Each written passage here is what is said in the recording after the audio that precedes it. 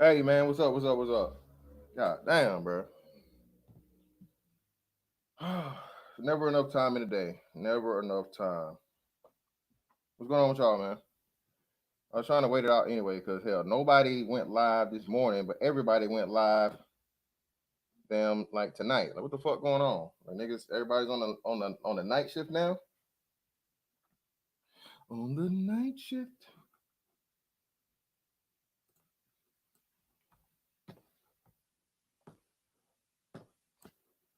Okay, let's do this shit.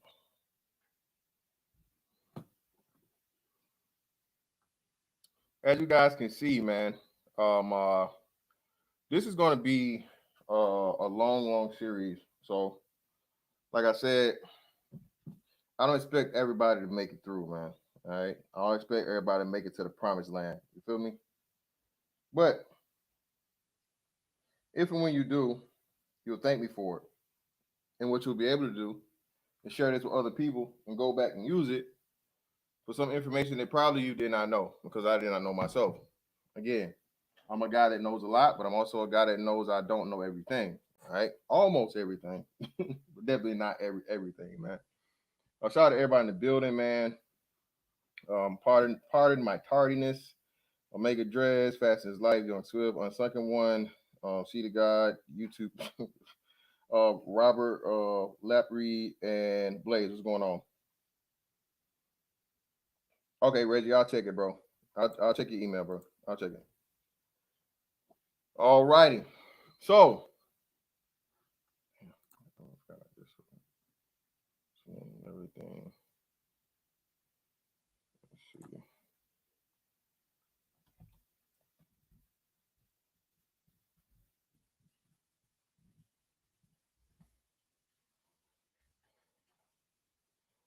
All righty. And let's do another one. On to the other joint.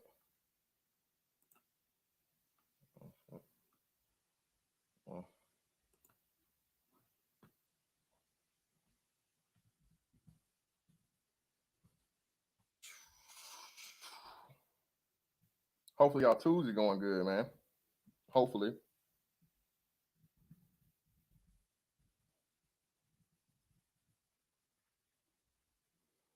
Hopefully. All righty. Lorenzo, what's going on? Blazer Stampede, you got it, bro. Yeah, man. Everybody's out in these streets tonight. Everybody's in these YouTube streets. Bruh, brother, brethren. But we're gonna keep it going as we always do.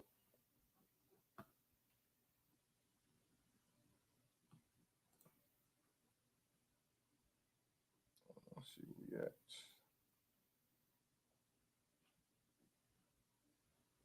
Uh, all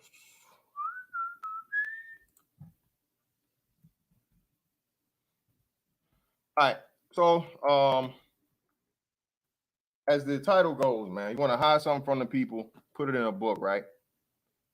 And I told you guys here recently, I was put on this whole thing once I saw the iconic podcast video that intrigued me. So, upon my being intrigued, what I did was I started immediately doing research. All right. And one of the major books they told you to read in that, and I dropped it on you guys, was a book by the name of Tragedy and Hope. Tragedy and Hope is not a small read, though. That's just some like 1,600 pages or whatnot, what have you. But luckily, there's somebody that did pretty much the work for you and gave you pretty much the Cliff Notes version and the important parts of it. All right. Another big thing too, man. This is why you have to be careful about the um Google machine. All right. If you use Google versus using something like DuckDuckGo or any other platform, what you'll find is when you type in certain things, you'll get certain results. Okay. All right. That's what you'll find. And from what, if you've been paying attention to the media and things like that, this upcoming bill for 230 is basically the beginning of the end of freedom of speech. Okay, we're already doing it right now. You get to say, "Oh well, they were limiting your freedom of speech. How could you be on YouTube, talking the stuff you're talking against Google and YouTube?" Well, it's very, very easily, and what you're gonna find is this whole thing is an illusion, bro. The illusion of choice, the illusion of government, the illusion of economics, the illusion of money. A lot of this stuff is illusions, bro. All right, like I said, and even to the point now where, um, but despite all the hate and stuff of the current president,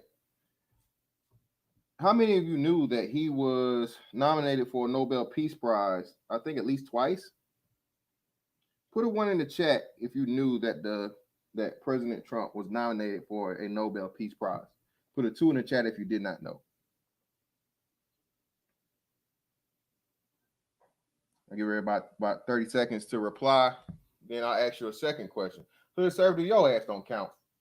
Come on now, nigga, your name's got conservative in it. Of course you knew.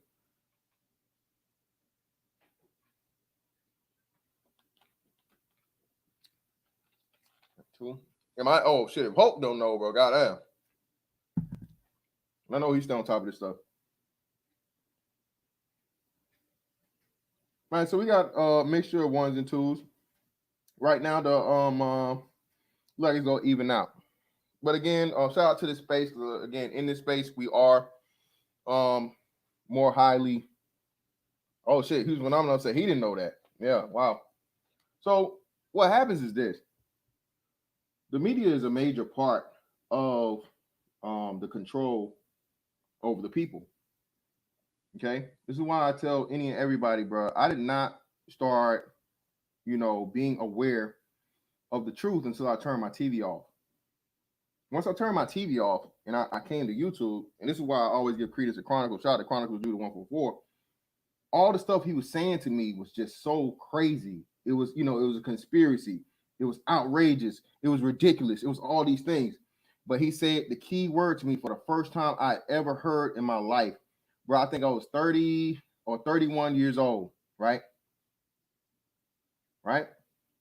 When I first heard Chronicles, well, early 30s. Might have been a little later. I don't know. So I think I've been listening to Chronicles for like 4 years, like right after he started. But whenever it was, he said the first thing I ever, for the first time, don't believe me, go look it up. He told me, do not take my word for it. Do not believe me. Go look it up. And when I started on this rabbit hole, bruh, the mind explosions, the atomic brain bombs that went off in my head of all the stuff that I thought, or not even thought, all of the things that I was taught and programmed to think were absolute lies. Okay? Everything I was taught to think was an absolute lie. We're going to get into that much later, especially when we get to the educational system here in America as to how and why. And this is why I say, no matter however this ends up with the president, and by all accounts, the president it's over with, man. He's in the way. He did not fulfill, let's just say, allegedly, certain things didn't go the way it was supposed to go, and people in much higher places than him are calling shots to get him out of the way because he's in the way. Again, don't believe that. Go look at JFK. Go look at Abraham Lincoln. Go look at any Ronald Reagan, any president that had an attempt on their mortality. We'll say that. Look at them and what they were doing. There's a reason why, and again, I am going to make references to the Bible. Hey, you don't like the Bible, you ain't got to. That's your business or what have you. But the more and more, bro, I see things happen in real life, I come to understand, man, People can talk all the shit they want to talk about the Bible, but bro, it told you everything you could possibly ever come across in life. It's not the OJs that told you the love of money is the root of all evil. The Bible tells you that. The love of money, not money itself, but the love of money is the root of all evil. And that's why they choose to use money as the mechanism to control the world. That's how you control everything. No named major conflict has ever been fought for the reasons that we're told they were fought, allegedly. You say that, allegedly. Okay? All of these alphabet organizations are just branches of one major alphabet organization.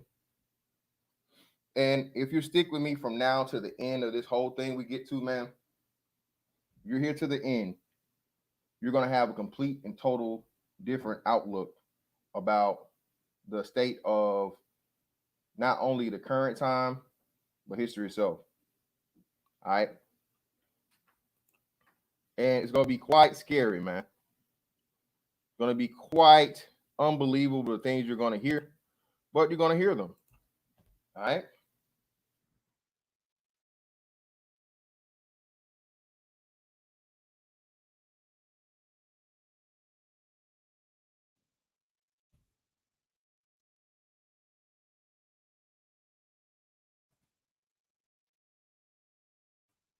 All right.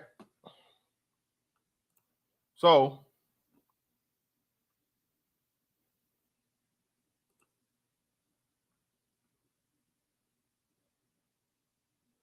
everything down from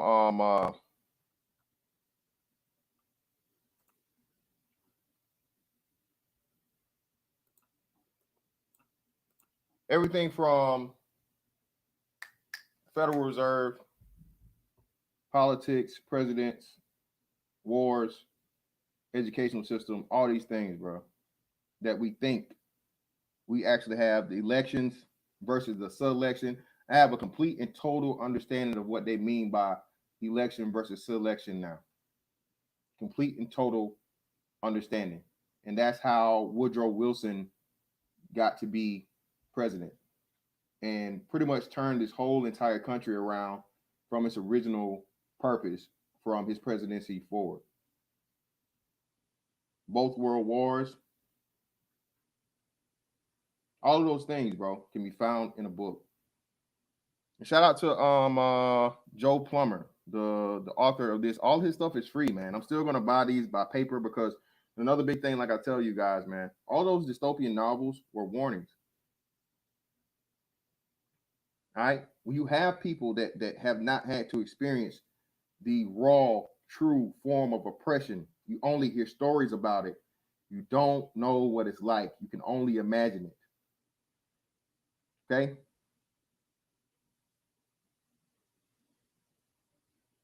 Okay. Orwell, Huxley, all these things. Story of Anne Frank, right? All this stuff of people telling you what it's about, truly about, when you're literally, death's behind it may be behind the door in front of you. Or today might be your day where you get taken up out of here. And for whatever reason, however, America, man, is going to a system is being pressed upon us, pretty much forced. And again, like I told y'all the day before, right? A little bit of, and this, and let me back up just a little bit. So everybody's making a big deal about how the president pretty much signed the omnibus deal, right? And they're like, okay, well, why did he make this big deal about doing it if he was just gonna sign it anyway? Well, Congress or in the Senate has turned against him. The people who really pulling the strings has told him, hey man, we're done playing games at this point. This shit needs to move forward. It's gonna happen. So his veto or whatever, y'all veto it. That's why he signed it. He had no choice to. versus fucking staving the embarrassment of pretty much even the Republicans, the quote unquote Republicans, the people that's supposed to be for him, turning against him now. Just sign the bill. What was the significance of it? Well, the significance of it was this. Had he got that worked into the original deal, that money would have been included in whatever the total amount was, versus now you going to Congress and then again, a Republican pretty much denying the unanimous decision for it, and them having to go for another vote on it, even though it passed Congress for the $2,000. How much more money that's going to be on the debt, on the national debt? And again, what I told you, what's the main control mechanism? See, the president, man, is going to go down as one of the greatest patriots, bro, this country's ever seen. Again, I'm not a Republican. I'm not a MAGA. I'm not a fucking conservative. I'm not a Proud Boy. I don't even believe in politics because, again, I know that politics are politricks. I know what politics really are. So save your bullshit, man. Don't come to me with that. Okay? Don't come to me with it. But the president got off the script, bro, and he told you very dark forces. The bill he got to pretty much demand the teaching of American history. All of those things, right? He was giving you hints to something that if you just looked it up, did the research, you could find all the proof of he's talking about. And the sad part about it, man, is like I said, we don't have more. And this is why. Let me reverse again. This is how and why they purposely made black people feel like they were always disenfranchised from America. Even though when Americans were separate and on their own, they were highly, highly successful. Families were intact. You were doing well financially. You didn't even really need to be included in the politics. You know, something like, and this is the thing that I don't understand about us, right? Not understanding this. Tell me the two group of people that you never ever hear politicians talk about, but you know they have power. Put it in the chat for me. Yes, he did. Genuine Trucker Twan. Genuine Trucker Twan. Yes, he did. He knocked it down. He said, "Not happening. Not on my watch." Hey, Legatus. But hey, sometimes every pawn does not pay, man. Every person does not go fully with the plan. See, and as you stay with me and stick with me, shout out to Capricorn Way. Got it, bro. Now you almost there, Sir Randall. Halfway there, but no. Asians and Jews. Whoa, people from Israel. Yeah. Shout it out. I had to kiss myself. Yeah. People from Israel. Capricorn Way. Yeah, man. Yeah. And yeah. People from Israel. Asians and people from Israel. Hope got it too. Shout out to Hope. Those people are never, ever mentioned. They make up some of the smallest demographics in this country, but yet and still, we know what? They hold motherfucking power. Post Jim Crow, post integration. And even before, you thought they give a damn about whatever? No, they understand group economics. Or powernomics, as Dr. Claude Anderson would say. Shout out to him. And this is why people like Dr. Claude Anderson and Thomas Sowell are so important, because these are men that truly experienced this at its rawest form. They ain't heard no stories. They seen it with their own eyes. They lived it in their own lives. They seen black people be successful in spite of. So they know that it's possible for black people to do it now, but because black people, you want that hug so bad.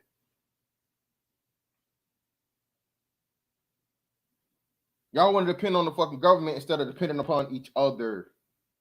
When you have two perfect examples of very, very small but powerful groups and demographics in this country, that all you have to do is follow what they do. Shout out to Chronicles again. He says this all the time. You are not, as a black man, going to go in Chinatown and open up a rib shop. You're not going to take your ass over to China and set up shop over there. But yet and still, what's the first place that the Asian man, the Arab man, the Indian man picks to set up shop, to set up his business?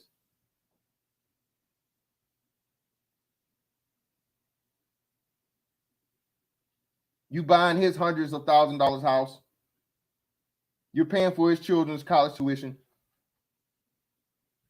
Hell, you giving his mama somewhere to stay in his in the family bedroom, you know, or the guest house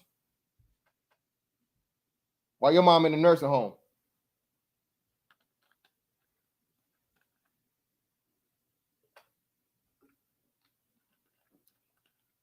Black neighborhoods are the true black gold, man. I don't know if y'all young fellas ain't old enough, but they had the damn, I just forgot the name. What was it? What was the what was the name of them old hillbillies? The Beverly Hillbillies. That's what it was. The Beverly Hillbillies. Texas tea, black gold. Black people are black gold, man. $1.3 trillion, and we don't have our own economy. We don't have our own dollar. Damn shame. But let's get into this, man. So bear with me. I'm gonna be going through this, and this is an audiobook. Again, the name of it is Tragedy and Hope 101 by Joe Plummer. Again, you can buy this book on Amazon, but it is readily available and free here. Let me put I can put the whole playlist of this thing, bro. Hold on. Let's see. Hold on. See if I can share the playlist. Here we go. This is just be that, and you'll see everything in the playlist from here. Bro. Actually, no, let me go back. Let me stop being stupid. I'll just give you the whole playlist. Where's that?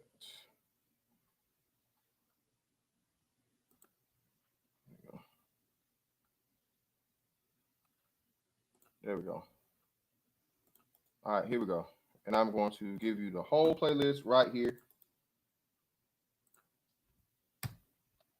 So if you can go ahead and jump ahead, man. Like I said, I listened to this within 2 days time period. It's like a total of, let's see, 8 chapters, 30 minutes. So something like some of them 40 minutes. So no, is it? Hold up, let me see. I can see how many of these things it is. So now he got it broke down into 10 parts. It doesn't give me the total fucking thing. And this thought nobody's even knowing about this. See, that's what I'm telling you. This is the illusion, right? So you have this book that's jam-packed with vital information that could put a whole lot of people onto what's actually going around and going on here in the world right now, right? But this was there. This has been up since January 4, 2018, and it only has 10,000 views. A free audiobook, y'all, of some of the most important information about this country. Not just the country, the world. What's really, really going on. But we're going to hop into it, man. And I'm going to stop here and there, chime in and whatnot. The name of the book is Tragedy and Hope 101. It's based off of, it's pretty much like a Cliff Notes version or like a puzzle key for Carol Quigley's Tragedy and Hope. I'm also going to play you the Carol Quigley interview where he tells you how pretty much the people he was getting the information from pretty much found out about his book. And once they found out about his book, they jammed it. They pretty much sabotaged the book being put out to the public. Yep. Shout out to John Pro. Tragedy and Hope exposes how capitalism funded communism and how it's a false dialectic. People out Jay Dyer. Yeah. Hey, shout out to John Pro. Yeah, I watch Jay Dyer too, man. I watch Jay Dyer heavy. I watch him. That's what I'm saying. All of this stuff, bro. All this stuff, man. I'm telling you. Let's get into this book, man. We learned that representative government. My bad. I know it was already playing. Wait, go back. There we go.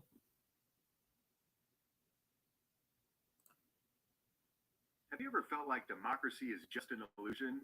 Have you ever suspected that there are very powerful people who've created a system that appears to be democratic, but actually cuts ordinary citizens out of the decision-making process? Wondered, who's really running things? And what exactly are they trying to achieve? If you have, you're not alone. Fortunately, a Harvard-educated history professor named Carol Quigley wrote a handful of books that answer all of these questions and more. Unfortunately, the answers are very disturbing, especially to those who've accepted the common myths of democratic government. In Quigley's work, we discover that national constitutions are routinely undermined by the leaders who are elected to defend them. We learn that all social instruments tend to become institutions, regardless of their benevolent origin, and from that point forward, the institution is run for the benefit of those who control it, at the expense of its original purpose. Perhaps most unsettling, Quigley reveals that real power operates behind the scenes in secrecy, and with little to fear from so-called democratic elections. He proves that conspiracies, secret societies, and small, powerful networks of individuals are not only real, they're extremely effective at creating or destroying entire nations and shaping the world as a whole. We learn that representative government is at best a carefully managed con game. Since these disturbing truths contradict nearly everything our government, education system, and media have taught us to believe, many will immediately dismiss them as nonsense. Only wild-eyed conspiracy theorists believe such things. All right, so again, let's get into this whole conspiracy theory claim, right? Conspiracy theory claim. Again, people, I tell you again, conspiracies are real. United States government have had to admit to some of them themselves, and it's have yet to admit to a whole bunch of them that when the statute of the confidentiality clause is up on it, right, and they can release it to the public, man, it's a reason why they usually have a 50-year, I think it's a 50-year time period, right? Because the people that are involved, by that time they're dead and they can't be brought to justice. They're not there to really answer the questions. We're pretty much there for whatever the information and evidence that you have present to you, but there are no people to punish. Okay? There are no people to punish. That's not by coincidence, people. That's by design. All right? And again, what you come to find is the more and more you get into this, bro, man, it's scary out here. Thank you, Kid Clouds. And that's what I'm telling you. Anytime they tell you that something is a conspiracy, bro, whatever they're talking about, look it up. Don't use Google. Anything that has true information, Google is going to bury it down. I looked up the information for, let me see the lady's name. The one that pretty much found out that they purposely changed the American educational system. It's Catherine something. Let me see what it is. What is it? Catherine Casey. If you Google Catherine Casey on Google, you'll get a whole bunch of people now, whatnot, what have you. If you Google Catherine Casey on or anything outside of Google,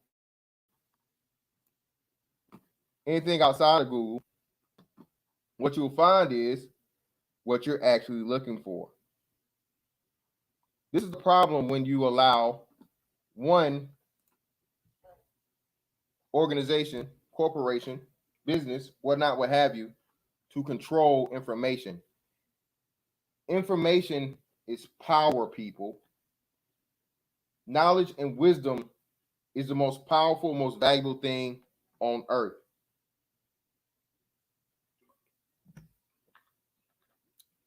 Well, how is that fantastic? Why? What do you mean? Well, quite simple. You can have gold, right? You can have silver, you can have platinum, you can have diamonds, you can have oil, you can have any of whatever those things. But what do you have to do in order to get to those valuable things? You have to know how to harvest them, mine them, process them, turn them into something where they're actually usable in order for it to become a commodity. Something in itself, and you don't know what to do with it, is worth nothing. I can hand you a whole computer board, right? Or a whole bunch of circuitry. But if you can't put the circuits together and everything to make a computer, what is it worth? It's not worth anything. That's why knowledge, again, is always fucking king, bro. Knowledge above everything. Because with knowledge, even if you don't have something, you can either figure it out or make something.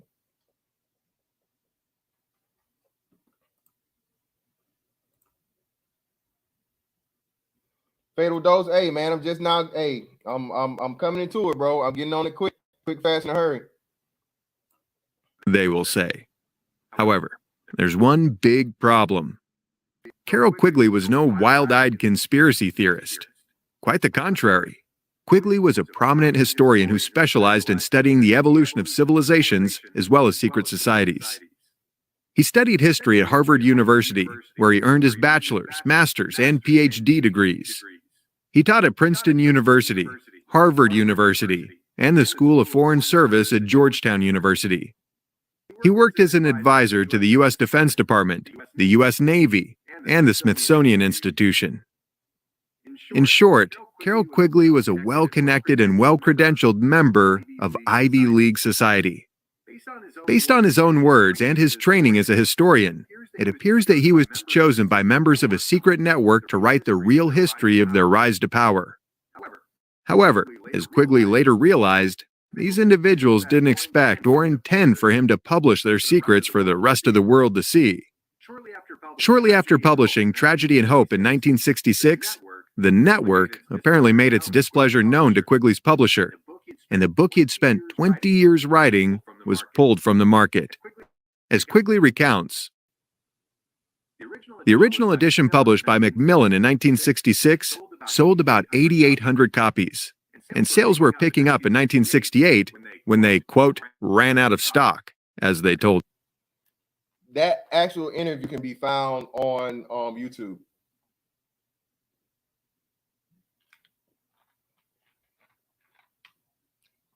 And shout out to TR. That was true too. The book, The Anglo-American Establishment, he didn't even publish it until after he died because he pretty much knew if he published that, it was either going to cost him his career or his life. Listen, people, when you're dealing with these individuals, man, and this is why, you know what I'm saying, the truth seekers or the truth tellers are the people that get out of the way extremely quickly. There's a reason why Alex Jones was silenced. Because if you look up anything that Alex Jones says, he has the documentation and he can tell you where to go find the proof of what he's talking about. Everybody made a big deal when he pretty much exposed the whole Bohemian Grove thing. It was just like this big joke or whatnot, but he had the footage of the actual ceremony ritual, and it could no longer be denied. As well as a whole bunch of other things. Like I said, I remember they just had him on Tim Pool's, I think last month or so, and they took the damn video down. Why? Because this man, similar to why do I always William Cooper, Behold the Pale Horse. That man, bro, when you have the actual truth, you are dangerous. And when you're trying to get control of the people, you need people to be sheep. You don't need people to go looking for the truth. You don't need people to be trying to fight the narrative. And you need to make it. And like I said, as we go along in this, he's going to explain to you what these people, the powerful motherfuckers at the top, do. You know what they do? They make it to, if you go against the crowd, you be a contrarian, well, you're not an American. You're not a true patriot. You don't care about your fellow man. And they get people so emotionally invested. This is why I tell y'all, man, as a man, men especially, this is why they're trying to kill masculinity. Yep, JT, they're so desperate right now, JT Hellstrom. Bro, if y'all don't see what the hell's going on right now, I can't even tell you. These people are so determined to see this shit get through, they're not even trying to hide it. Literally, not trying to hide it. No ifs, ands, or buts about it, man. They can't, because again, like I told you, just like we was talking about, and I tell you guys all the time, with the individuals that are the older people that actually were there to see it, the people that were around for the original plans and shit, right? These old motherfuckers want to see this shit motherfucking happen, bro. They're not leaving this to the following generation. They don't believe that they're down for the cause. They too money hungry. They're too worried about the money to even care about the domination and the other things that come behind it. The complete. I don't want to say that. If I say a certain thing, I don't think it'll stay up. So I'm gonna stay away from saying one thing, and I'll just let them say it, and I'll allude to it, and we'll replay it so you can hear it and we know what we're talking about. All right.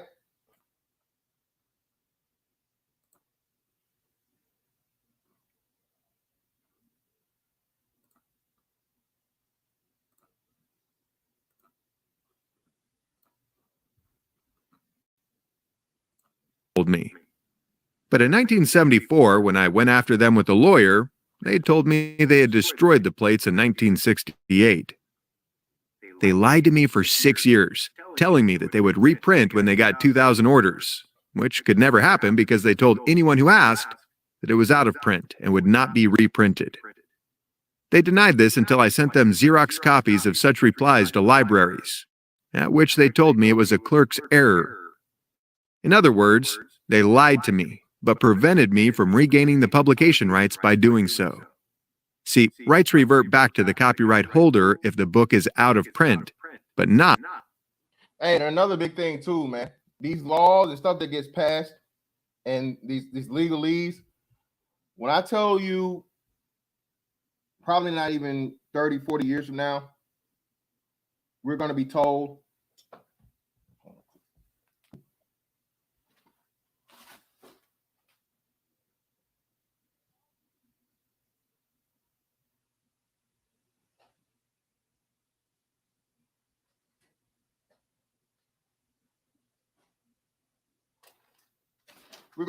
the truth about what really happened in this fucking election, bro.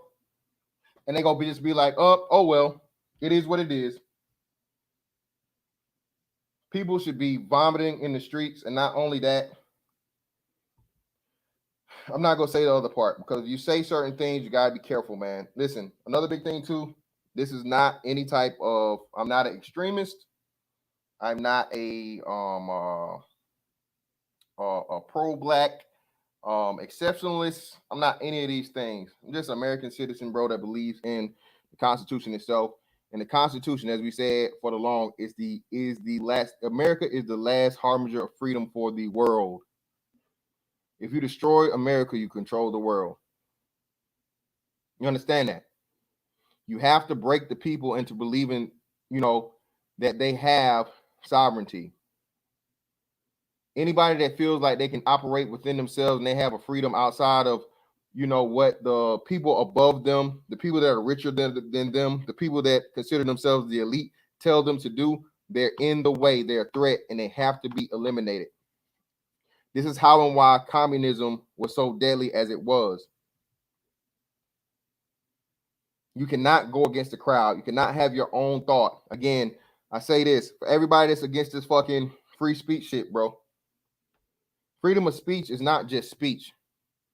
Freedom of speech is also freedom to think. I say again, freedom of speech is also freedom to think. You understand that? That's a God-given right. Because what? You can't say something without thinking it. And what you do when you take away the freedom of speech is you pressure people into fucking the herd. You think like everybody else around you, or there will be consequences.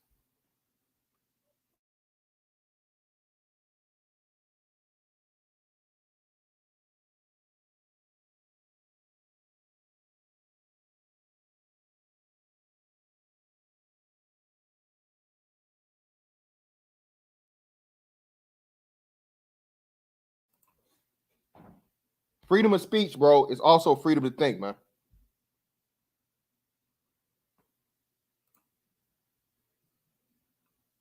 Hey, man, hey, I'm catching up, bro.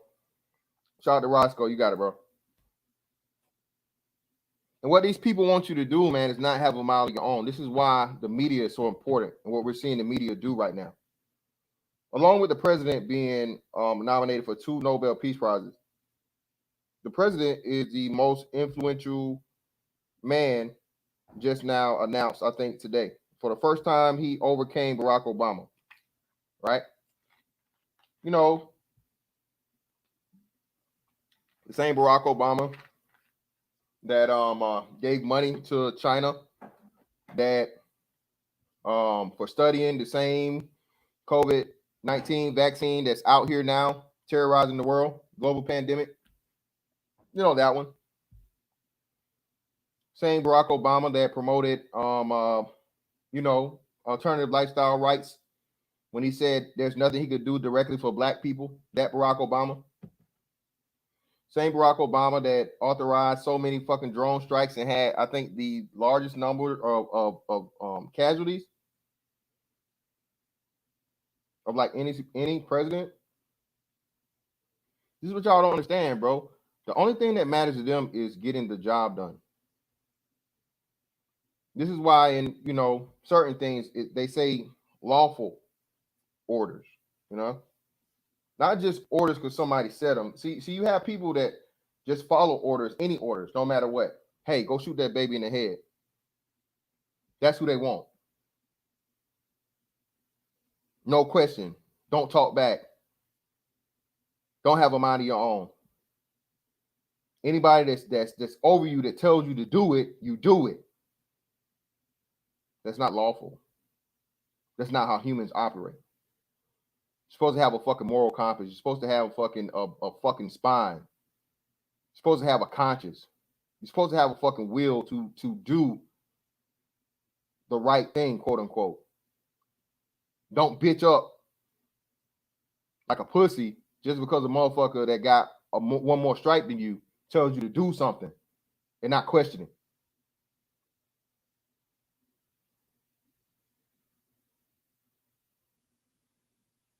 America was made off of the motherfuckers that said these rules are stupid. We're not going to do no more. This makes no sense.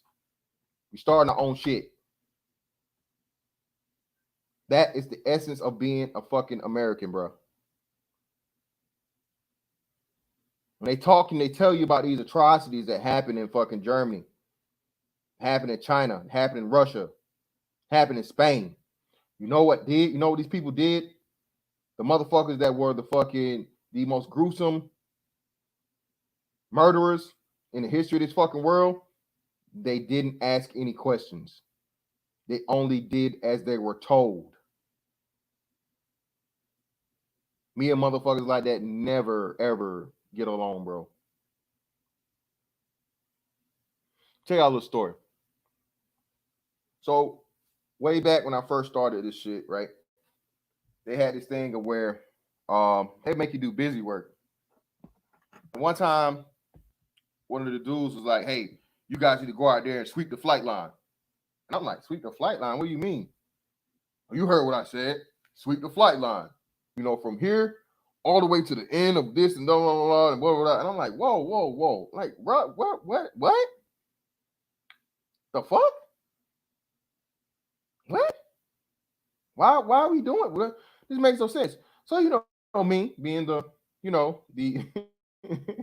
industrious motherfucker I am, and the person that, if you want the job done, that makes no sense. So let me do something. So, a long time ago, I had seen these big ass street sweepers, just sitting along somewhere on base. And I was just like, well, damn, they got the street sweepers on base.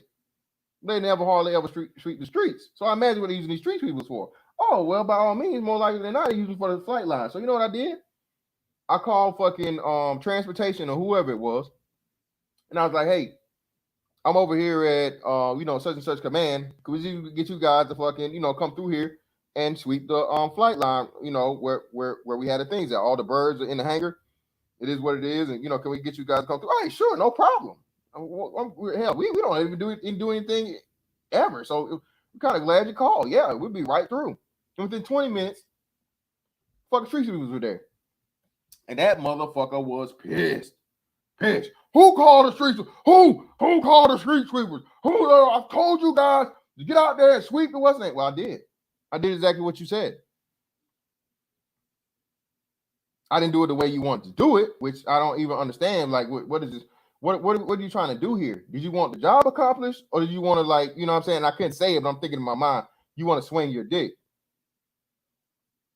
And of course, I've always been that individual. If you want the job accomplished, the object of doing the job is doing it the most, the quickest, and the best possible results that you can get. Quickest, safest, and most assured way. Right? And what I did was I fucked it up for a motherfucker, because now, what are you going to say? Yeah, I just want to be a dick and I want to make you fucking do what I told you to do. No, you can't, of course. You can't come out there that thing, because especially, I'm a black dude. I'm a little young black cat. You do some old ass white dude. And basically like, nigga, I want you to get out there and push this room, nigga. And I was smiling, and I'm like, I got this little smirk on my face, and I'm looking him in his eye. Be like, well, yeah, well, what did you really want? Well,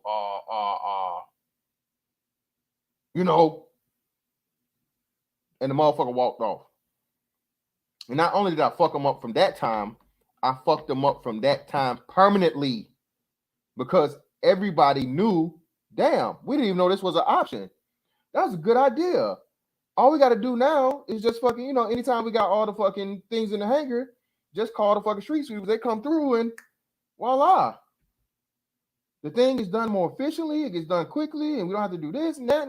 This is great.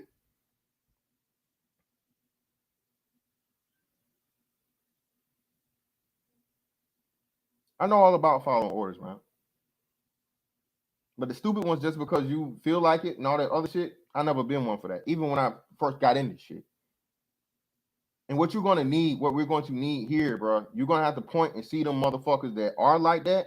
And, bro, stay away from them motherfuckers like the plague. Those are the people that get you killed, bro. That's a motherfucker that's going to tell on you that, oh, yeah, man. They passing out these rations, and he took an extra loaf of bread. He got back in the line for soup. Next thing you know, they dragging your ass out by your collar, and you hearing that loud motherfucking bang noise, and you never return. That's a true possibility, bro, what we're going to see here before we get off this motherfucking earth, man, before I leave here. Unfortunately, if and when motherfuckers don't listen to shit like this and wake the fuck up. You as a fucking human being, especially a man, you're not just supposed to follow behind a motherfucker, man, because that's what the crowd is doing. That's why they're killing the fucking masculinity in fucking boys. They're telling the fucking boys to fucking, you're feminine side, and, don't be rowdy. Don't do this. Don't say that. Don't, feel it out. Use your words. Conform.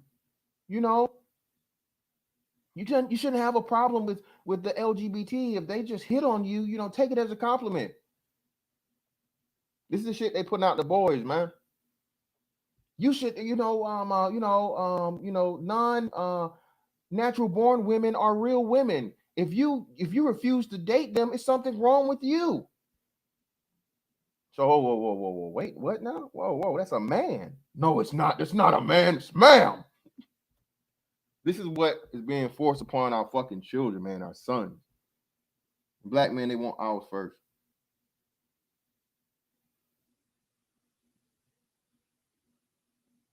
Can't play that shit, bro.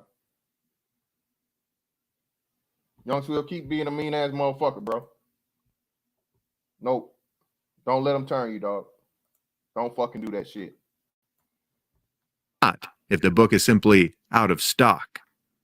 Powerful influences in this country want me, or at least my work, suppressed.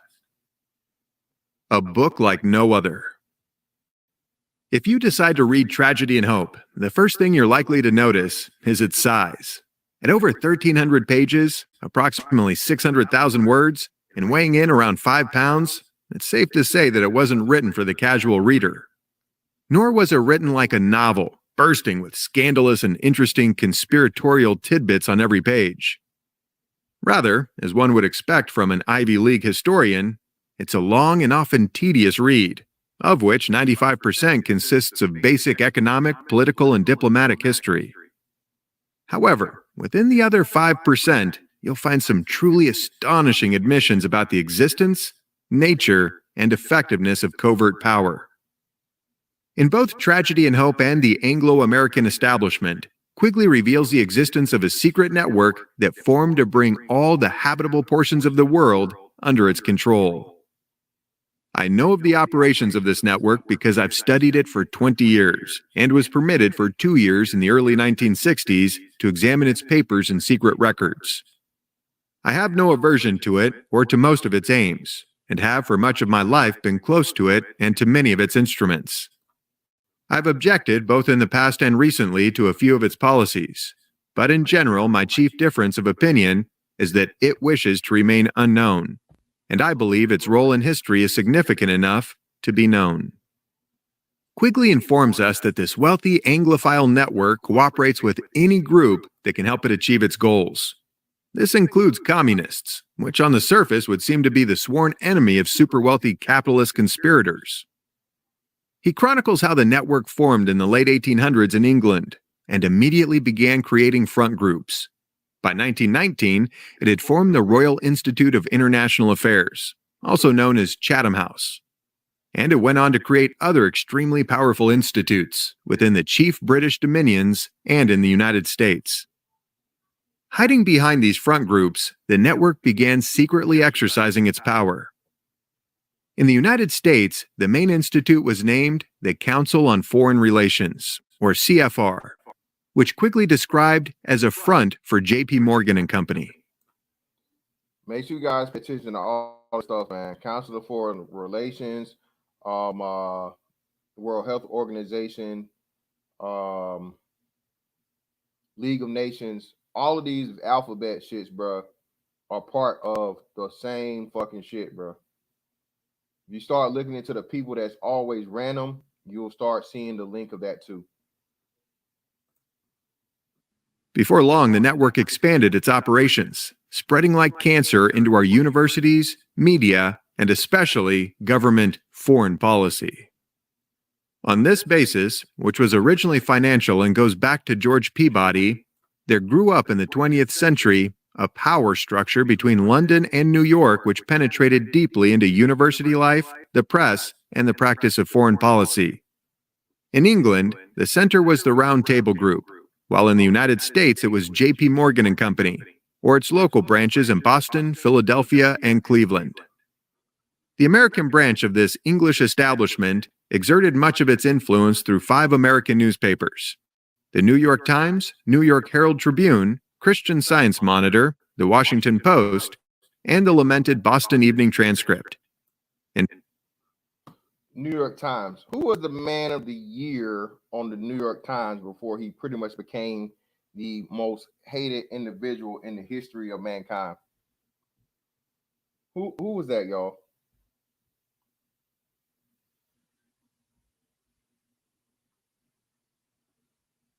Who was that? Keep telling y'all, man, the media used to be print and radio, stuff like that, right? As to where you can only get to a certain subsection of people depending on, the reach you had for that. Now, the media literally has control of the whole world in a second, bro. Click of a fucking button. You understand how powerful this shit is? Yep. Yes, indeed. in fact, the editor of the Christian Science Monitor was the chief American correspondent, anonymously. It might be mentioned that the existence of this Wall Street Anglo-American axis is quite obvious once it is pointed out. If the idea of powerful Wall Street insiders joining a secret foreign network to establish dominion over all habitable portions of the world and successfully penetrating into university life, the press, and the practice of foreign policy sounds like something you should have heard about, you're right. But the secret to why you haven't is contained in the story itself. The successful penetration of universities, the press, and the government has proven quite useful to those who wish to remain unknown. The Institute of Public Relations, or IPR.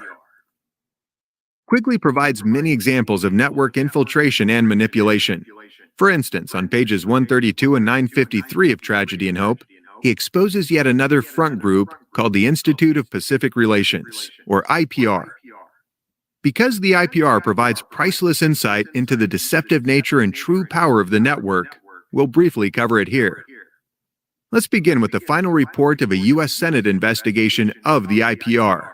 It stated in part, "The IPR has been considered by the American Communist Party and by Soviet officials as an instrument of communist policy, propaganda, and military intelligence. The IPR disseminated and sought to popularize false information, including information originating from Soviet and communist sources. The IPR was a vehicle used by the communists to orient American Far Eastern policies toward communist objectives." Now, to the average person, it sounds crazy to suggest that a network of super wealthy capitalists is secretly conspiring to gain control of the world. But it sounds even crazier to accuse these same super wealthy capitalists of using their tremendous wealth and power to popularize a system of government, communism, that would, in theory anyway, lead to the destruction of all their wealth and power. Surely, if such an unbelievable story were true, to accuse the free these press same would have super shouted wealthy it from the capitalists rooftops, of using right? their tremendous wealth and power. Wrong.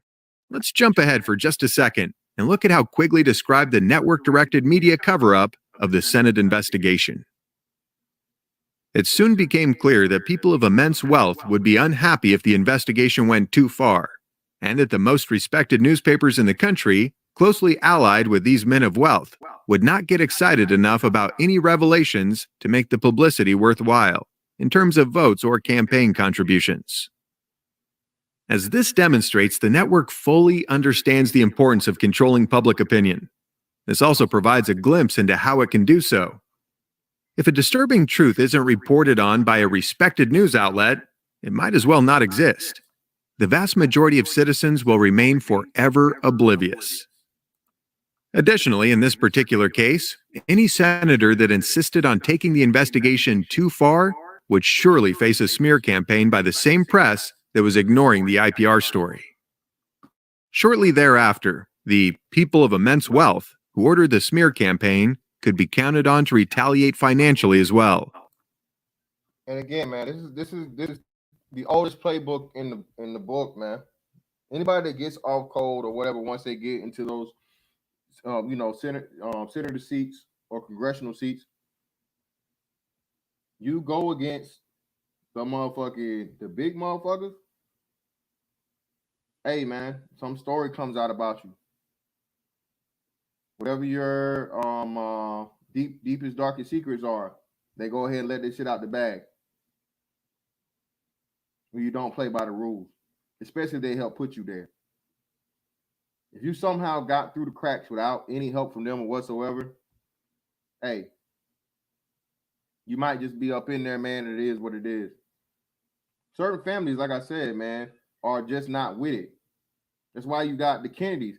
Kennedys always been, bruh, they got heat for these motherfuckers, bruh. They got heat for them. They in the way.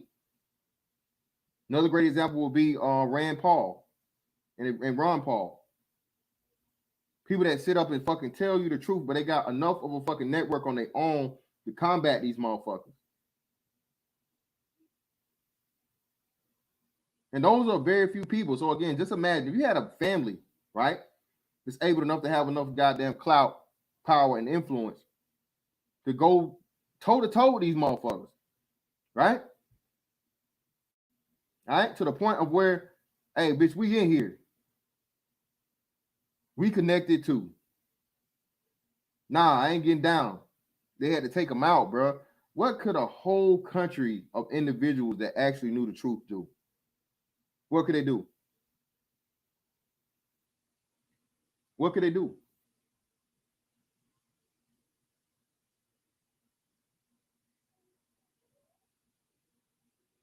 And this is why it's dangerous, bro, and why they're doing this, and they're trying to get this fucking 230 bill passed as soon as possible.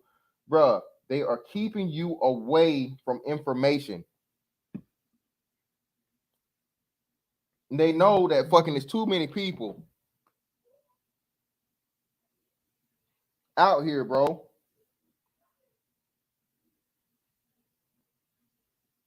Shut up, too. I think that's true. Let me see.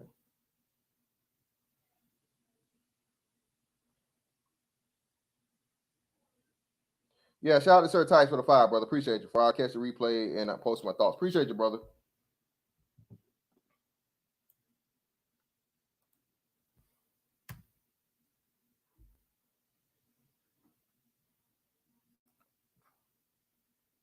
That's what this shit is about, man. Keeping motherfuckers oblivious to the fucking truth, bro.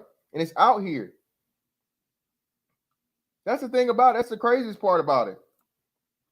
The truth is out here about this shit, man. This ain't no conspiracy. These are facts. You can't challenge the source because the source that got it was legit. Carol quickly got all this shit, motherfucking all the information and stuff you need in order to prove what you're saying, bro. It's out here. But what would niggas rather do? Niggas would rather twerk and all this other shit, and you know, niggas would rather do fucking TikTok dance videos.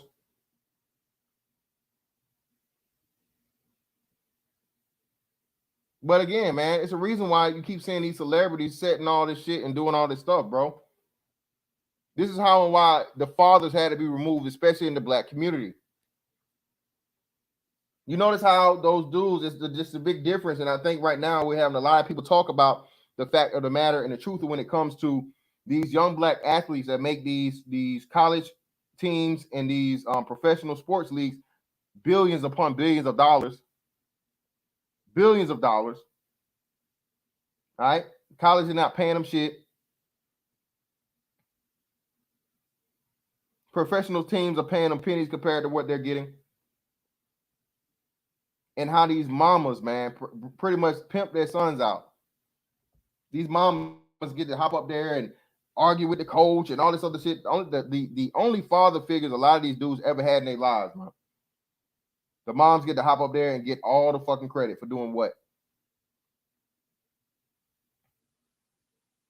And their simp ass sons are programmed to think their mom did nothing wrong. That's why we here, bro. That's why we do this shit. By shifting all future campaign contributions to a more obedient candidate. Needless to say, this type of influence can drastically affect how much attention an issue receives in the media. The merit and importance of a story will often take a backseat to the wishes of those who have the power to keep it quiet. More importantly, similar tactics of control can be applied in other areas as well. Keep that in mind as you listen to the following short summary of the IPR's activities, because the blueprint for directing perception and policies hasn't changed. In 1951, the Subcommittee on Internal Security of the Senate Judiciary Committee, the so-called McCarran Committee, sought to show that China had been lost to the communists by the deliberate actions of a group of academic experts on the Far East and communist fellow travelers whose work in that direction was controlled and coordinated by the Institute of Pacific Relations, or IPR. The influence of communists in IPR is well established, but the patronage of Wall Street is less well known. The headquarters of the IPR and the American Council of IPR were both in New York and were closely associated on an interlocking basis. Each spent about $2.5 million, nearly $30 million when adjusted for inflation, over the quarter century from 1925 to 1950, of which about half in each case came from the Carnegie Foundation and the Rockefeller Foundation, which were themselves interlocking groups controlled by an alliance of Morgan and Rockefeller interests in Wall Street. Much of the rest came from firms closely allied to these two Wall Street interests, such as Standard Oil, International Telephone and Telegraph, International General Electric, the National City Bank, and the Chase National Bank. Regarding the network's influence over Far East policy, Quigley states, There is considerable truth in the contention that the American experts on China were organized into a single interlocking group, which had a general consensus of a leftish character. It is also true that this group, from its control of funds, academic recommendations, and research or publication opportunities, could favor persons who accepted the established consensus and could injure, financially or in professional advancement, persons who did not accept it. It's also true. Again, what did we just get pretty much told about this year when it comes to these college professors, right? Bro, these colleges are fucking beds for fucking communist, socialist, Marxist, Leninist fucking ideology, bro. They filled with them. How many of these fucking college professors got caught up fucking taking money from China? Nobody's talking about it. Bresman fucking warned you of this shit way back to what I think it was the 70s. This shit's been going on for over 40 years, man. They have these motherfucking communist cells in this country pumping this fucking bullshit into fucking America and killing the fucking true American way. But nobody talks about it. And again, like you said, the playbook has not changed. This is the same fucking playbook, man. Why, what is going on here? I can literally look at certain things and it's like, bro, this is like, this happened in the 60s. This happened in the 40s. They're not even changing the play. The fuck are we doing? Nobody's calling this shit out.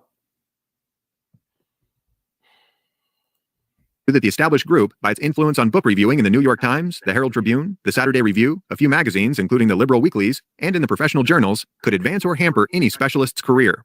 It's also true that these things were done in the United States in regard to the Far East by the Institute of Pacific Relations, that this organization had been infiltrated by communists and by communist sympathizers, and that much of this group's influence arose from its access to and control over the flow of funds from financial foundations to scholarly activities.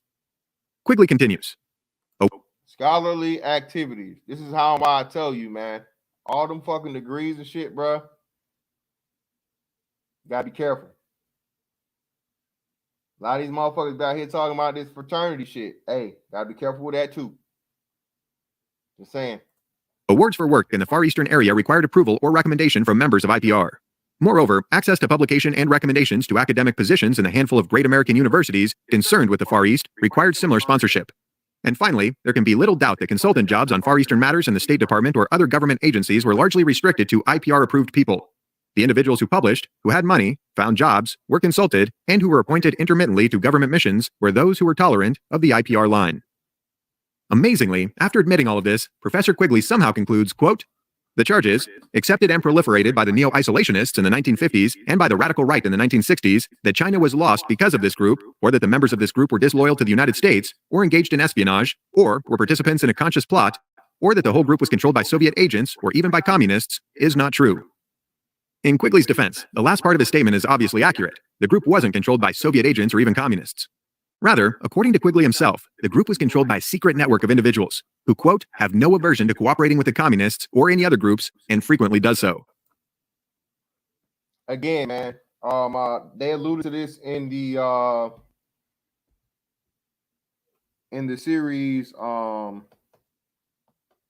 Game of Thrones, the Gold Company. All right? That's what the Gold Company is, man. That's what the illusion of that was for pretty much the elite people that choose the winners and losers of the world. And whoever they have to use, whether it be communism, capitalism, socialism, to win, they use them. They have a might makes right ideology.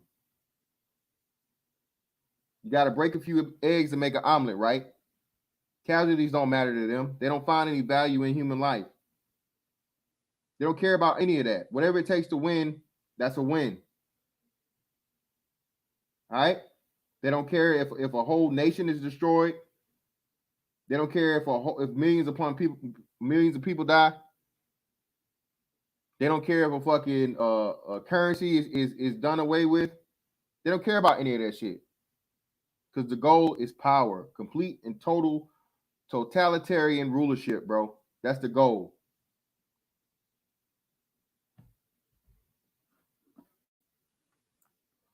But does this fact somehow exonerate them from a charge of disloyalty? Does it change the nature of their conscious plot to fabricate consensus on U.S. policy toward China? Does it lessen their impact on the ultimate fate of China? No. This is one of the many cases where Quigley expresses a clear bias toward the network and its instruments. Clearly, this bias clouds his judgment.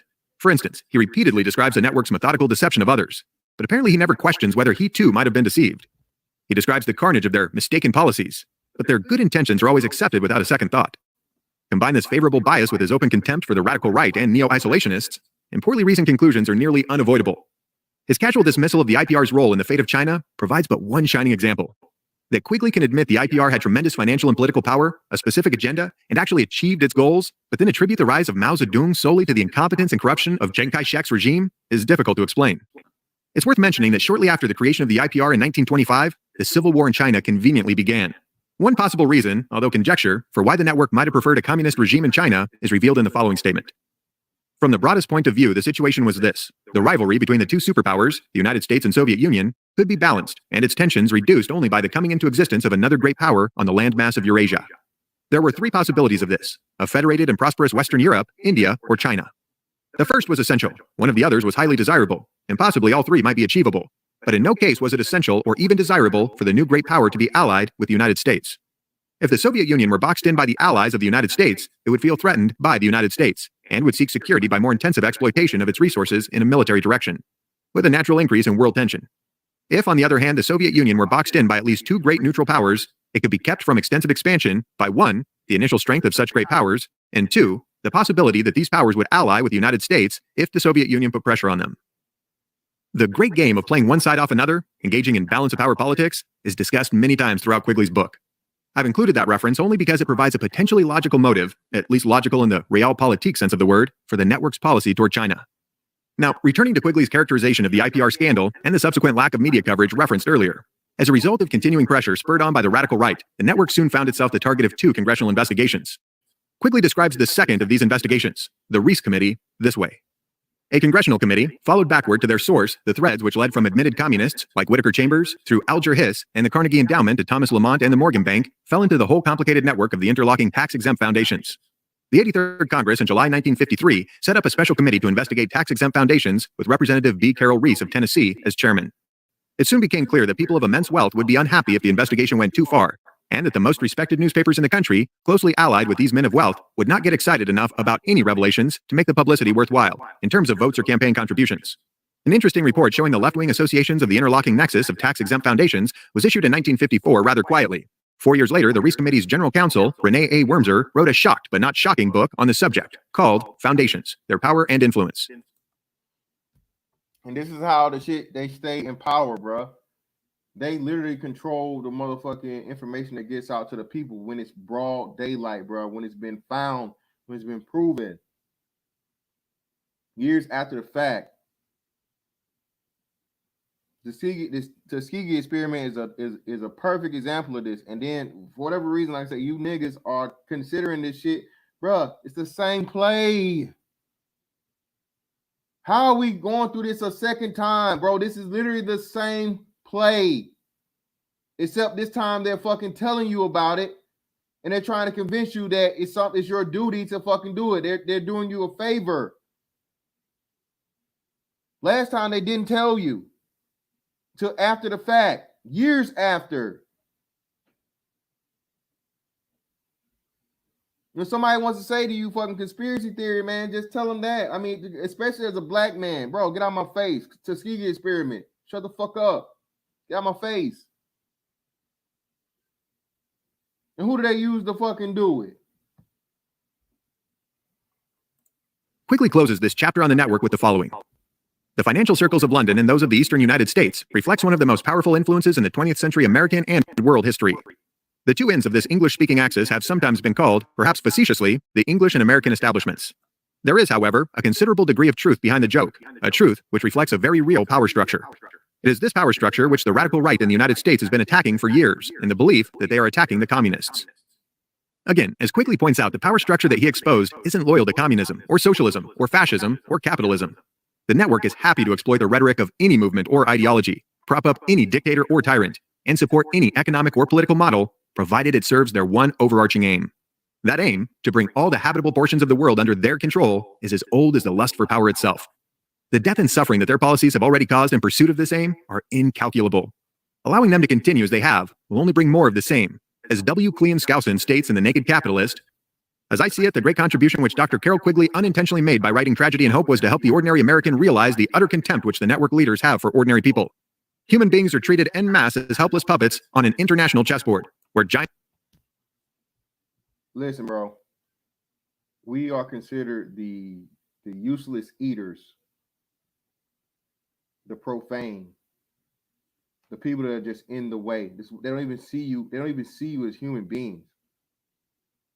Talk about a God complex. Talk about narcissism, arrogance. Bruh, when I hear people say this shit and you compare it to a motherfucker that says, man, hey, kill all the babies in the hospital so we can get this country mad at that country and get them to go to war. So we can cause civil unrest in this one so we can make a power shift here. Again, man, y'all need to be looking and we need to be paying attention to this fucking war that's about to happen, bro. America cannot afford a war right now. But guess what's going to happen as soon as this next regime takes place? And again, today's date is, what's today's date? So motherfuckers don't try to jam me up. Today's date is Tuesday, December 29th, 2020. Before there was any change in the presidential authority. The current president we have understood and understands the true purpose of war. War has nothing to do with liberation. War has nothing to do with protection. Okay? This is why you had those people that he found to be lying to him about the amount of people that were still, stationed abroad. War is a money machine. War is a fucking power broker.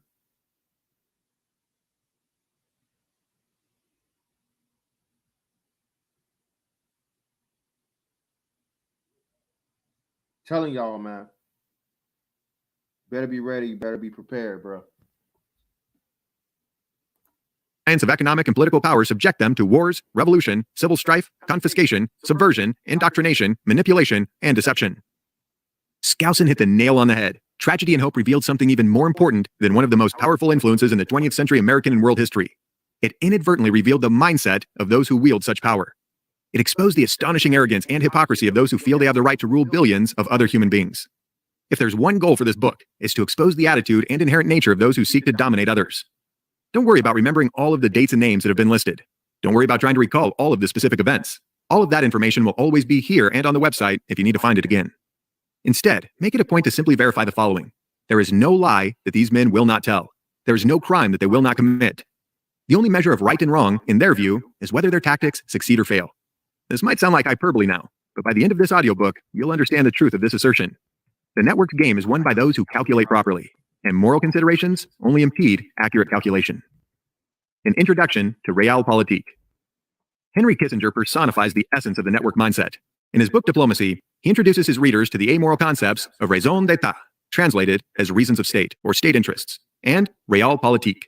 The basis of both concepts, Kissinger explains, is that individual men can be judged negatively on moral grounds, but governments cannot. When it comes to government action, the only suitable judgment is based on whether or not the government achieves its ends.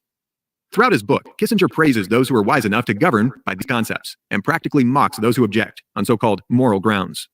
In praise of Cardinal de Richelieu, a 17th century French statesman, Kissinger writes, "Though privately religious, Richelieu viewed his duties as minister in entirely secular terms. Salvation might be his personal objective, but to Richelieu, the statesman, it was irrelevant. Quote, 'Man is immortal, his salvation is hereafter,' he once said. The state has no immortality, its salvation is now or never. In other words, states do not receive credit in any world for doing what is right. They are only rewarded for being strong enough to do what is necessary." Kissinger continues, "As the king's first minister, Richelieu subsumed both religion and morality to raison d'etat, his guiding light.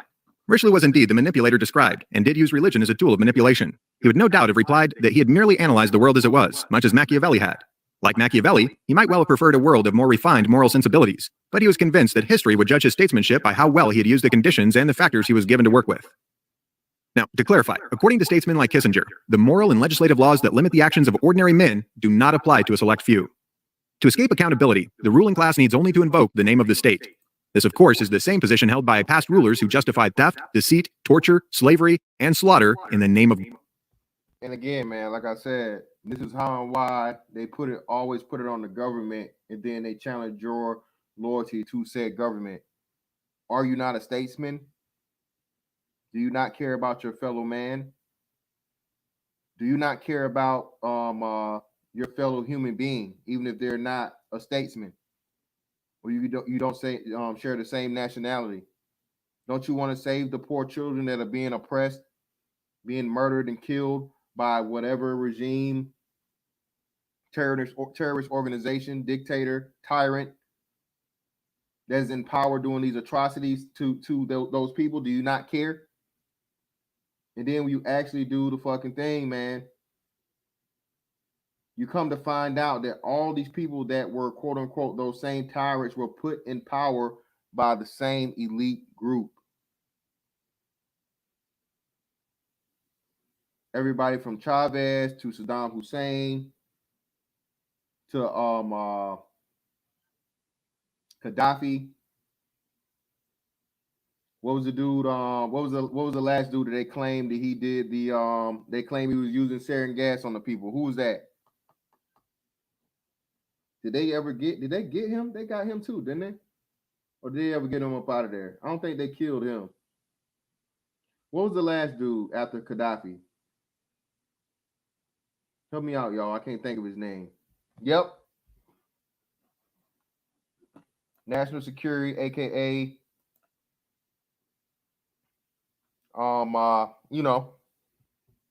TSA at the airports, post 9/11 lifestyle.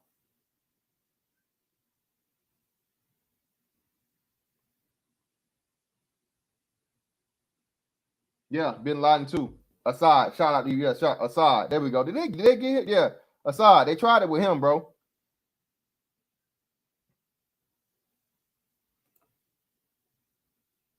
And there's a reason too, man, as to why the Middle East always has contention, bro. Because the Middle East don't play by that motherfucking they don't play by the central bank shit. And they actually got the fucking resources there, bro. That's worth something. But we'll save that, when we get to the whole point of the money aspect. God. The tactic has simply been modernized. Our new rulers have substituted the state for God. And conveniently for them, they are the state. And not just any state. They are the emerging, omnipotent, global state. Though citizens have been conditioned to believe that their statesmen and government instruments are in place to serve them, nothing could be further from the truth. Both the instruments and statesmen are part of an institutional apparatus that exists for the benefit of those who control it. Put another way, the state is nothing more than a collection of men and women who direct the resources and policies of government. Contrary to popular belief, it is an institution that exists for its own sake, to ensure its own salvation, and to prevent the rise of anything that might challenge its power. This is a harsh reality, and some will surely object on the grounds that the modern state is different. After all, it's built on the consent of the people. Democratic elections enable citizens to vote for who their leaders will be. They can choose from Republicans or Democrats. They can throw either out of office if they break their campaign promises. But what if our so-called representative government is all a carefully crafted illusion? What if the network chooses the candidates that we get to vote for? What if the network's experts, not the figureheads placed in official positions of power, are the ones who ultimately determine government policy? What if both political parties, right and left, are controlled by the exact same people? Quigley cast some light on this topic when he wrote, "The argument that the two parties should represent opposed ideals and policies, one perhaps of the right and the other of the left, is a foolish idea acceptable only to doctrinaire and academic thinkers. Instead, the two parties should be almost identical, so that the American people can throw the rascals out at any election without leading to any profound or extensive shifts in policy." Going even further, here's how Quigley described the system that's emerging now. It is increasingly clear that in the 20th century, the expert will replace the democratic voter in control of the political system. Hopefully, the elements of choice and freedom may survive for the ordinary individual, and that he may be free to make a choice between two opposing political groups, even if these groups have little policy choice within the parameters of policy established by the experts. In general, his freedom and choice will be controlled within very narrow alternatives. Again, the illusion of having a choice. The illusion of electing your officials when your officials are two sides of the same coin. Is it 100%? No. But is it extremely close to fucking 90%? Yes, there are. Every now and again, like I said, due to people that have a strong family line, right?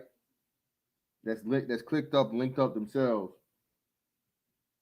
You know, that brand I was talking about, that brand name, they're able to operate outside of that and be that opposition. But again, you need that. You need that opposition, even when the people truly are not control opposition, but actual opposition of people that's just not down with it and don't want to fuck with it. You need them because those are the people you get to use as the extremists. Those are the people you get to use as the crackpots. Those are the people that just look at their whole family. Their whole family is just this way, you know. They don't care about the American people. They just want to be contrarians. They just want to go against the grain. They just want to, you know, espouse these crazy conspiracy theories and all these other things. Majority of these motherfuckers, man, are bought and paid for, bro. Ain't no Democrat or Republican. They're just all politicians. You just seen that today with the whole Mitch McConnell thing. Mitch McConnell was down for the president, right? Tooth and nail. But now that the fucking shit is shifting over to you know, the new regime, what is he doing? Bucking him hard, bro. Your number one fan done became your own worst enemy.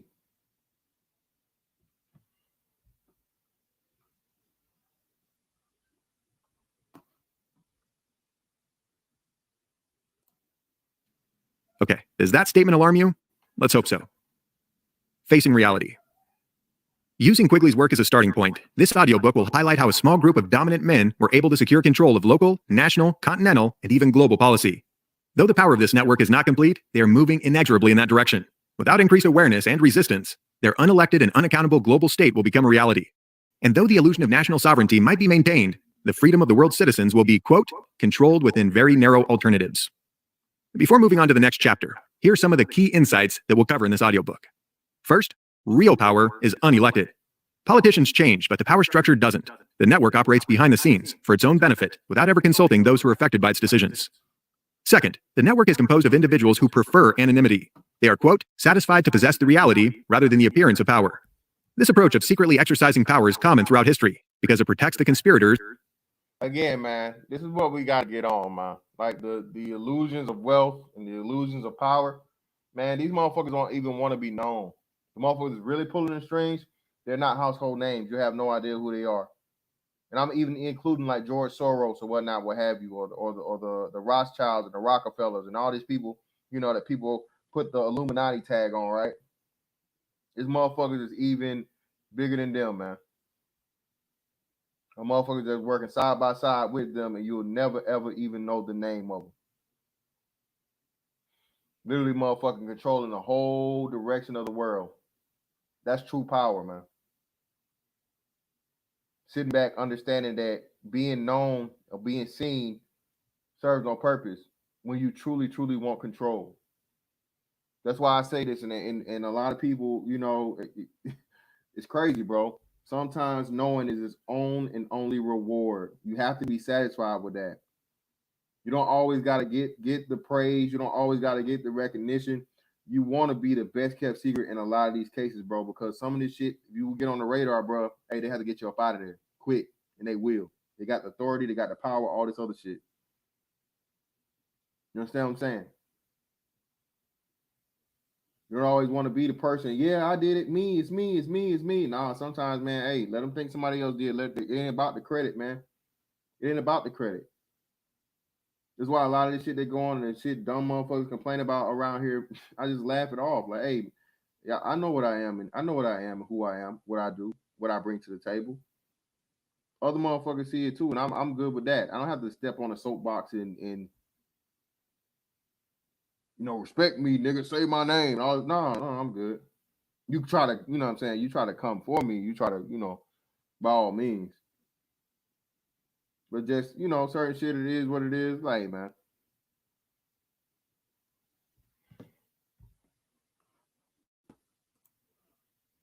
From the consequences of their actions. Third, a primary tactic for directing public opinion and government policy is to place willing servants in leadership positions of trusted institutions. like the media, universities, government, foundations, etc. If there's ever a major backlash against a given policy, the servant can be replaced. This leaves both the institution and the individuals who actually direct its power unharmed. Fourth, historically, those who establish sophisticated systems of domination are not only highly intelligent, they are supremely deceptive and ruthless. They completely ignore the ethical barriers that govern a normal human being's behavior. They don't believe that the moral and legislative laws, which others are expected to abide by, apply to them. This gives them an enormous advantage over the masses that cannot easily imagine their mindset. And fifth, advances in technology have enabled modern rulers to dominate larger and larger areas of the globe. As a result, the substance of national sovereignty has already been destroyed, and whatever remains of its shell is being dismantled as quickly as possible. The new system they're building, which they themselves refer to as a New World Order, will trade the existing illusion of democratically directed government for their long-sought, expert-directed, authoritarian technocracy. And shout out to Black Buddha for 10, so true, fantastic. All resides in the cut. Always does, bro. Yeah, man. And listen, this is what they told you, bro. This technology, bro, is not your friend. All right?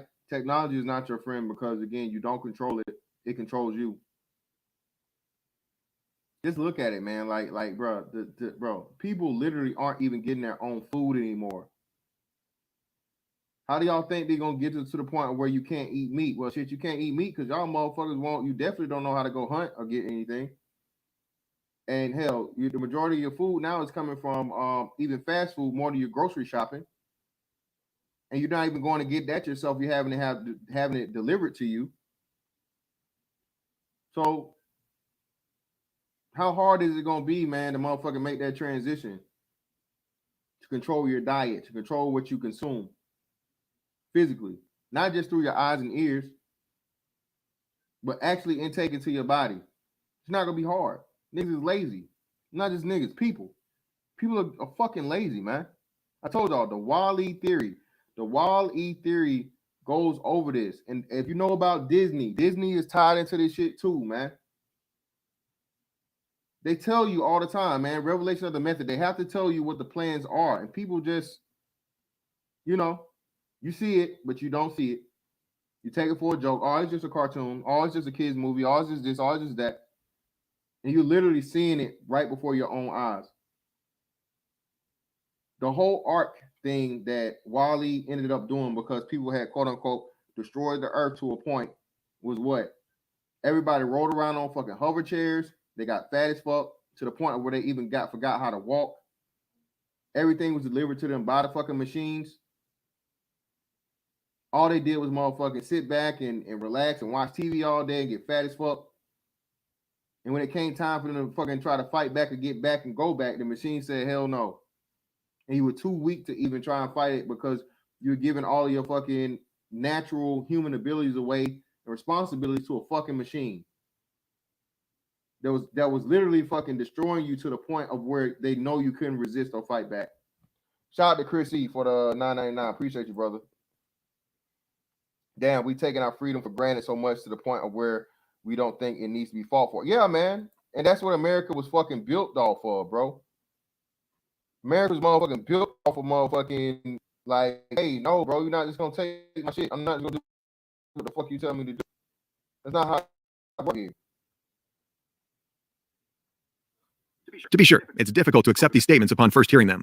They challenge our worldview and force us to reconsider everything that we've been taught to believe. It's much easier to dismiss these facts without further investigation. It's easier to accept comforting lies that alleviate our anxieties. But this, of course, is exactly the opposite of what must be done. If we allow ourselves to be manipulated, we empower the network at our own expense. Edward Bernays, perhaps more than anyone, helped establish the modern system of public manipulation. Drawing on the psychoanalytical techniques of his uncle, Sigmund Freud, Bernays became known as the father of propaganda.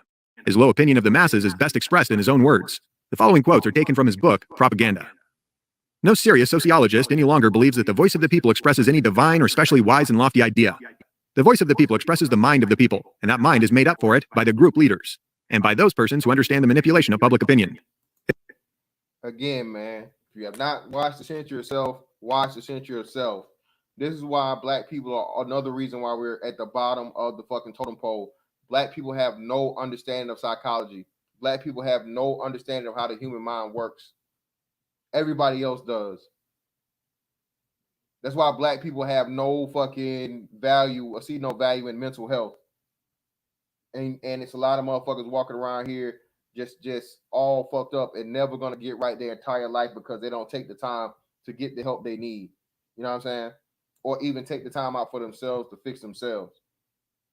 Because at this point, a lot of these fucking psychs I wouldn't even trust, bro. Again, a lot of these psychs are pushing this fucking feminist ideology and a whole bunch of other shit too. But at the very least, bro, learn something about how the fucking human brain works. You're pre-wired to work a certain way as a man or a woman, and then on top of that, just a human being naturally. There's certain shit that you just involuntarily do, and you have people that gave you the blueprint for the shit, and these people literally studied it to a point and perfected it of how they know how to weaponize it. Okay, Right. Hey, fantastic. go ahead, bro. My bad. Go ahead. Yo, can I add something to that? Yeah, go ahead, man. So, a lot of brothers who's never read anything up on psychology don't understand that unless you read what the impact of the brainwashing is done to you, there's no way for you to get yourself out of it. Yep. So you have to do a little bit of research and read some of these guys writing and see what they say and how they've brainwashed us for you to understand what was done to you, for you to deprogram yourself. A lot of us think we're being deprogrammed because we're listening to Alex Jones or we're picking up a book here or two, but when you really realize what's been done to you and at the level it's been done, it's terrifying, bro. Yeah, man. Bro, this shit is truly scary, man. If we understand the mechanism and motives of the group mind, is it not possible to control and regiment the masses according to our will without their knowing about it? Whatever attitude one chooses toward this condition, we are dominated by the small number of persons who understand the mental processes of the masses. It is they who pull the wires which control the public mind and contrive new ways to guide the world. Bernays continues. Political campaigns today are all sideshows. A presidential candidate may be drafted in response to overwhelming popular demand, but it is well known that his name may be decided upon by half a dozen men sitting around a table in a hotel room. The conscious manipulation of the masses is an important element in democratic society. Those who manipulate this unseen mechanism of society constitute an invisible government which is the true ruling power of our country. Bertrand Russell, historian, philosopher, mathematician, co-founder of analytic philosophy, and expert on the scientific method of human manipulation, describes a global society of experts this way. The society of experts will control propaganda and education. It will teach loyalty to the world government and make nationalism high treason. The government, being an oligarchy, will instill submissiveness into the great bulk of the population. It is possible that it may invent ingenious ways of concealing its own power, leaving the forms of democracy intact, and allowing the plutocrats or politicians to imagine that they are cleverly controlling these forms. Whatever the outward forms may be, all real power will come to be concentrated in the hands of those who understand the art of scientific manipulation. Purveyors of the democratic illusion assure us that sophisticated conspiracies and powerful secret societies exist only in the mind of paranoids and extremists. Their assurances are a lie. With Quigley as our guide, we'll trace the origins and operations of the network that, by concealing its own power, seeks to secretly dominate our world.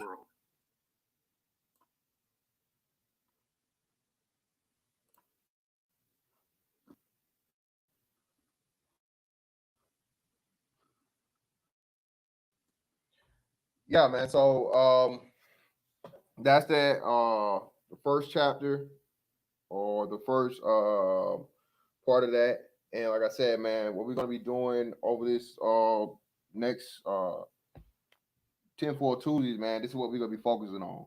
Again, bro, there's a lot of research that we need to start doing and focusing on, and again, strengthening each other for those that of us that do know, and for those that are interested. Again, bro, don't ever try to waste your time on somebody that's just look, bro. Show somebody a one little piece of information or whatnot, what have you, and they still say it's fucking bullshit. Or hey, just like the Bible say, man, shake the dust off your feet.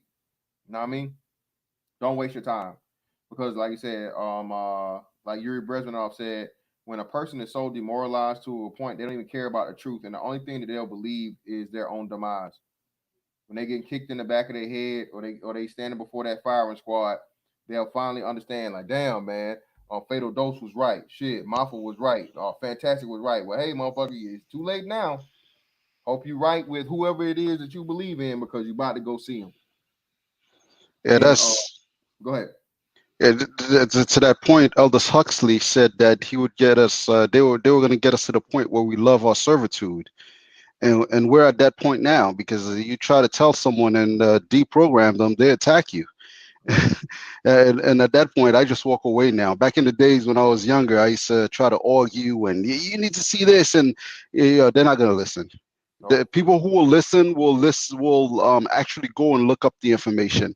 I had this white dude I gave some information to. He went and looked it up and came back to me and said, "I don't want to know anymore because if I do, I'm gonna grab a gun and go crazy." Yeah, man. Yeah.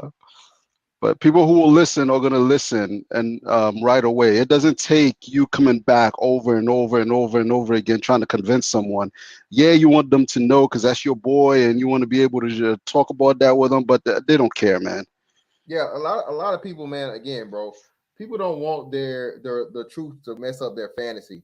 A lot of people don't want their fucking reality. Again, I say this all the time. I never forget it. The old fellow that you know what I'm saying, I was cool with before I left home, man. I seen this dude lie like to all of us, and we knew he knew, and he would always lie or make up excuse about his wife, like pretty much renting his car out, man, in order for her to go, you know what I'm saying, get some motherfucking hit of that rock, right? And the day where he could no longer fucking deny it, man, was the day that his car drove by us all. And, you know, I saw the man heart drop, bro. I saw his heart drop. You know what I'm saying? Because he could no longer fucking sell the lie that he was trying to sell to everybody else because now we saw him see it in front of our own eyes. And people just, man, they can't, they don't want to face the truth. That's why they said the fucking what was it, one of the most famous movie lines ever, you can't handle the truth. Man, if you knew what the hell, man, was happening, like for real, you would throw up, bro. If you were told and peeked into like the stuff that Quigley was what he was privy to, that type of information, man, a weak-minded person would lose their mind. Bro, have you ever heard of Eric John Phelps? No.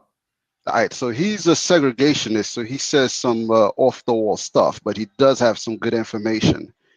Right. He's the one that wrote the book, The Vatican Assassins, about the Jesuits and things like that.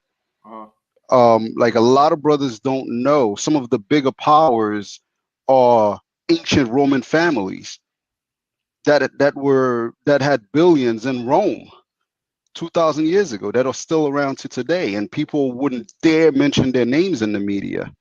Nobody in the media is talking about the Medici family or the Aldobenzinis or the Borgias, but those people are filthy rich and they're the one controlling. They're the power behind the power behind the power. Yep. It's insane, bro. The name you'll never ever hear. And like I said, they use the Rothschilds, the Rockefellers, and the people from Israel and all these people as the front people to be the blamers. You know, the instant people everybody always goes to.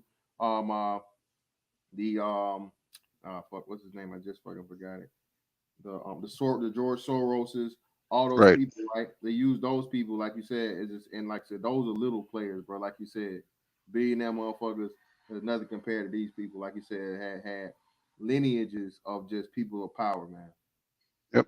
It's crazy.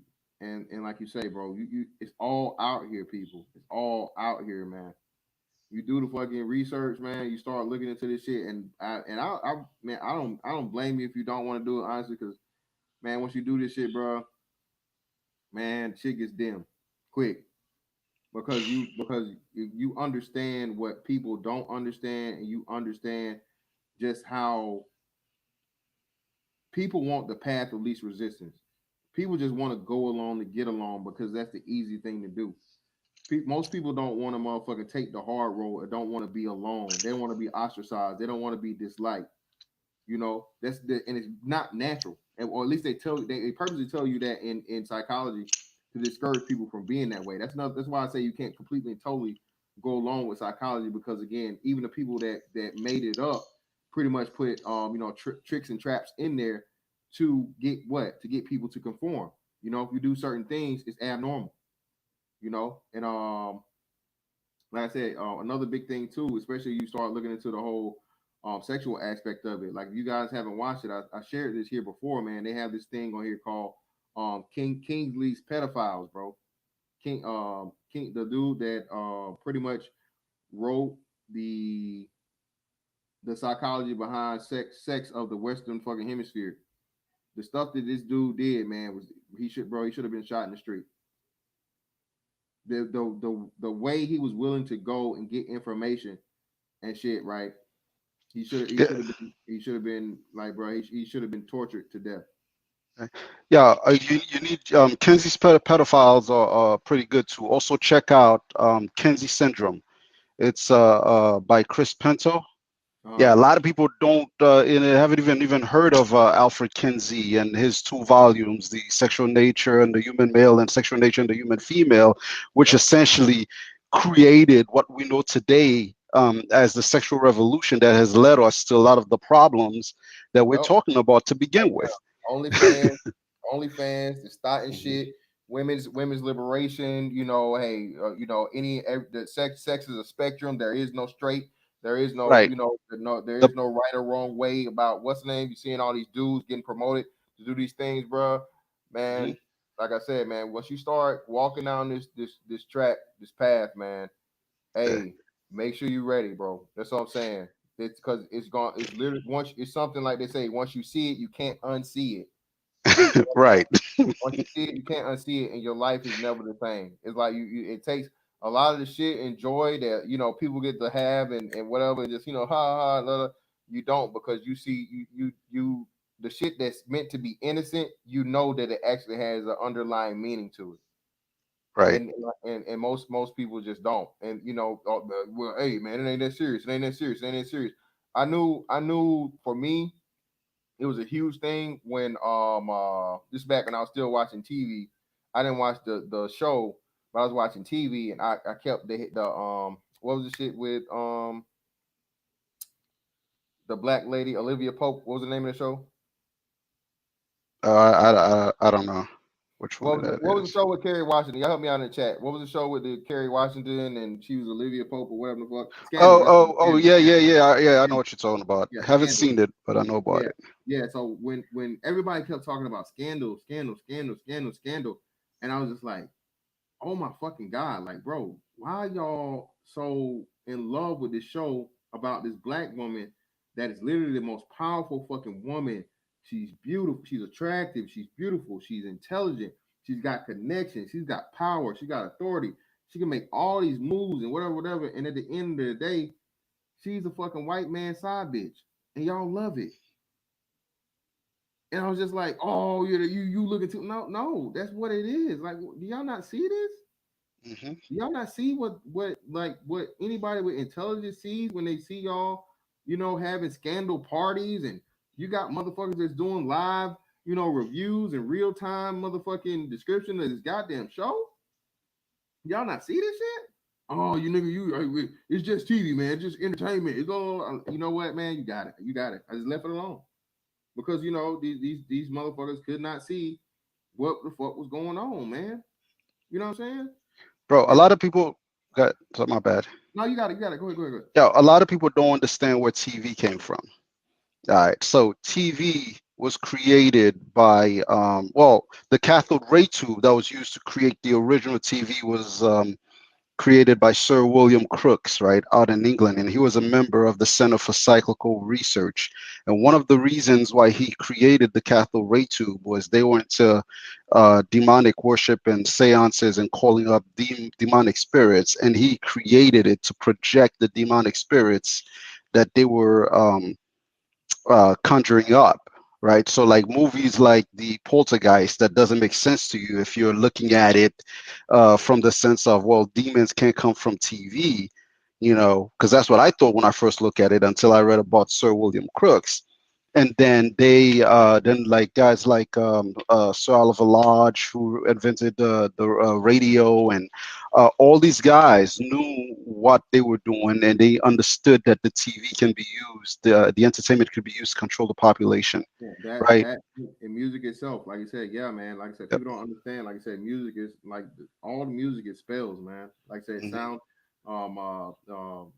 musical instruments, and even shout out to Young Swift. Is Young Swift still in here? He was talking about this the other day. Even like, bro, they got this down to a science for the beats per second about what it does to your brain waves if Mhm. you play the music at certain speeds and hertz and things like this. Yeah, Man, the Pachelbel. yeah, Yeah, if you man. ever heard Pachelbel, all of the music are arranged in a certain way to that Pachelbel song that it messes your brain. In fact, if you read the book, the Tavistock Institute of International Affairs by Dr. John Coleman, he goes into all of that. And the Tavistock Institute is the British version of the CFR. They're the one who spun off the CFR in the United States. Yeah, man. Damn.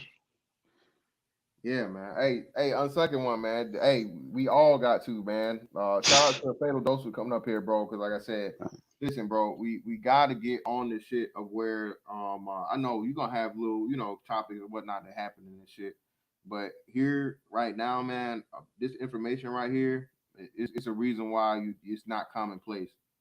You know what I'm saying? It's a reason why something like this is that's clearly here for just, all you got to do is look for it and find it or just go out there and read it. You don't hear anything about it because again, it gets in the way of shit. And the truth, bro, one thing about the truth, bro, is you don't even have to hide it because most people run away from it. That's the thing about the truth, man. Especially nowadays, the more and more that society progresses, and especially get technology involved, the less likely it is for society to want to hear the truth. They just want everything is about making you feel good. From like the whole thing now about the most watched media or version of media is what porn. You know what I'm saying? They're telling you now where they're going to do the whole thing and make all drugs, pretty much all drugs legal at some point in time. Get high, get drunk, do all this stuff. Drink your real life. Go. You got the stuff now with VR. That's getting heavy. That's getting big real quick. So all these things, man, to get you to escape from your fucking reality and keep you in this doing all these other things. You don't know, truly know what the fuck is going on around you. And niggas, oh man, I ain't addicted. Go 5 days without smoking weed. You can't do it because you're fucking addicted to it. Especially now, like I said, fucking Bob Marley was smoking fucking 40 years ago. Nigga, this shit is literally fucking genetically engineered to target synapses and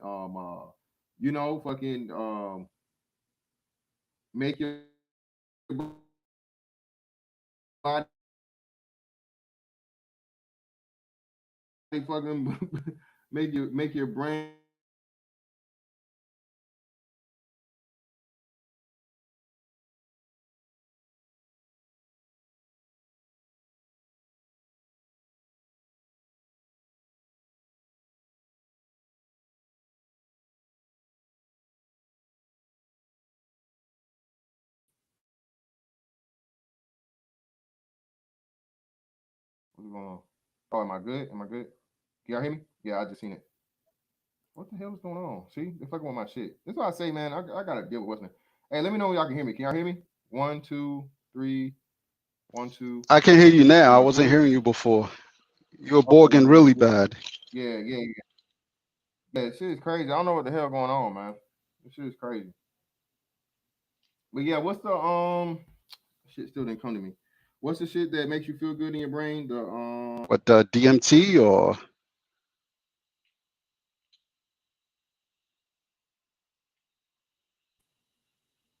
can't hear you, oh, it's bro? forget the name. Oh, okay. Are you talking about DMT? No, not DMT. It's a certain kind of endorphin that you fucking dopamine. Yeah, appreciate you, dopamine. There we go. I always get fucking dopamine. I don't know why. I always get fucking dopamine.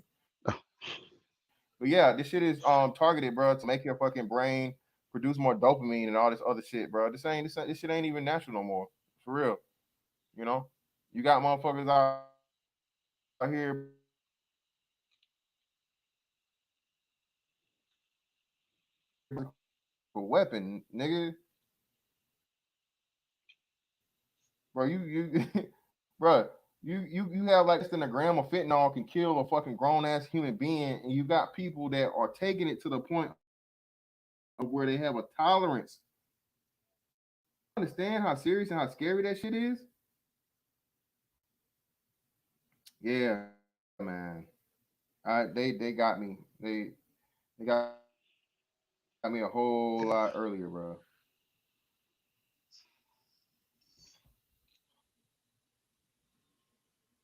Hey, fantastic. Can you hear me?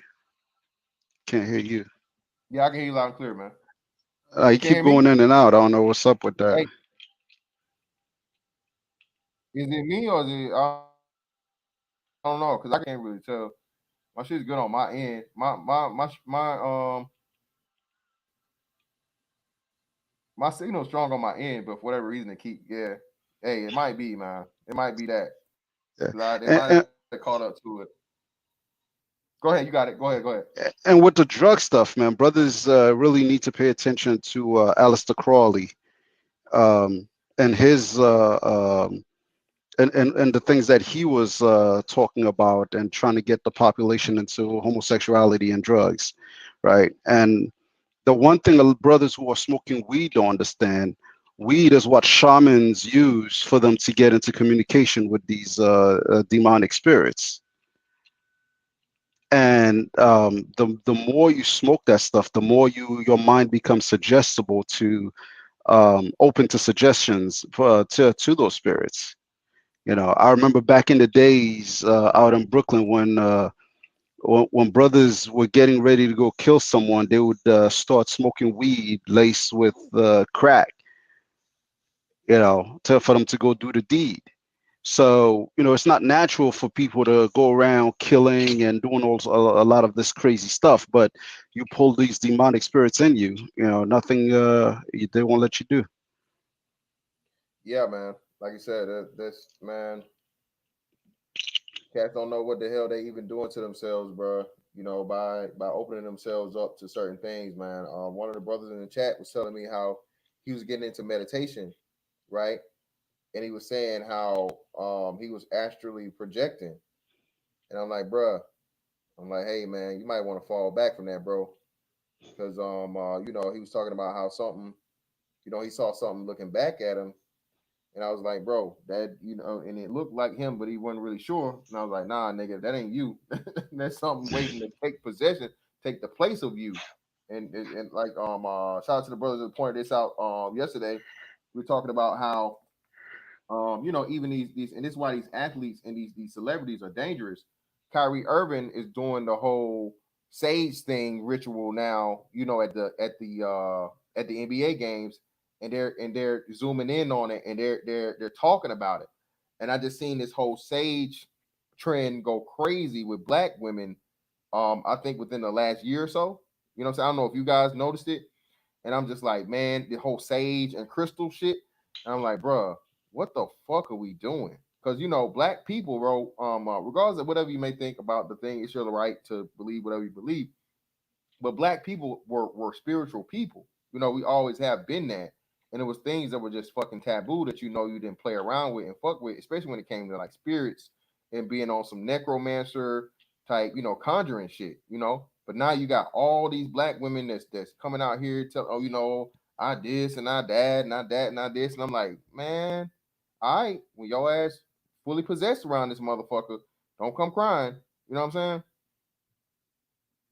Yeah, to get a better understanding of spiritualism, I would recommend watching the documentary Megiddo Part 2.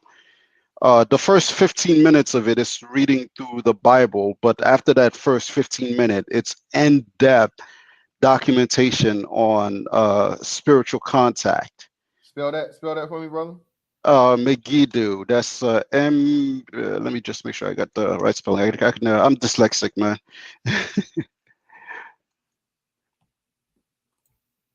Yeah, man. Hold on. Shout out to Jay Russ, man. Listen, bro, this witch shit, bro, bitches will tell you that and they'll laugh like it's funny, like it's cool, like it's whatever. Yeah, JT, I told you, man, this shit is no fun, bro. This is no fun, JT Hellstrom. This is no fun. Seeing this shit, man, and understanding and seeing the problem and the major red flags of shit that people are just, trending and they're getting down with. And if you say something to them, they don't even understand you, like they don't have a counter to you other than like, okay, well, everybody's doing it, or la la la, and, it's harmless and it's this and it's that. Like, no, you're wrong on all accounts. Like, did you look and see what you're really doing here? You know what I'm saying? And again, this is why it goes back to I always forget this fucking verse. What is it? James 2:19. I think it's James 2:19. Let me make sure.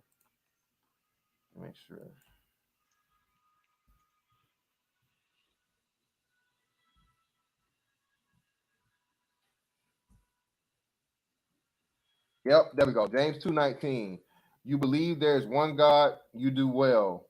Even the demons believe that, and they shudder. Like, pretty much like the all these people, man, that claim there isn't, and there's a reason as to why everybody tries to disprove the Bible, man. Telling y'all, right? And again, this isn't a conversion. This, believe what you want, bro. Do whatever you want to do.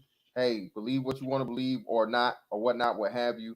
But there's a reason as to why all of these other things reference the Bible, man. Just trying to tell you. Again, thou believest that there is one God, thou doest well.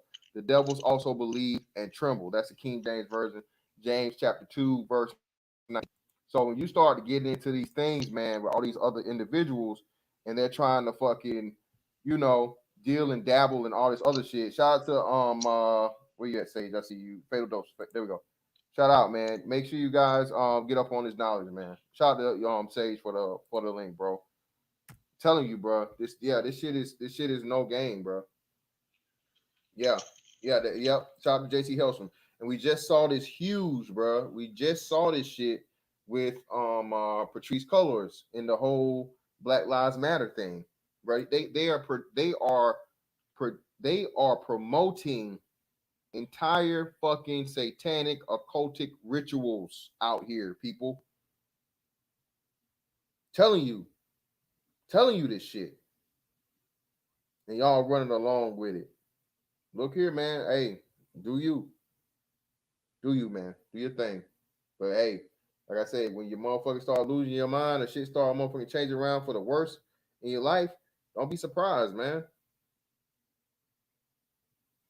Just saying.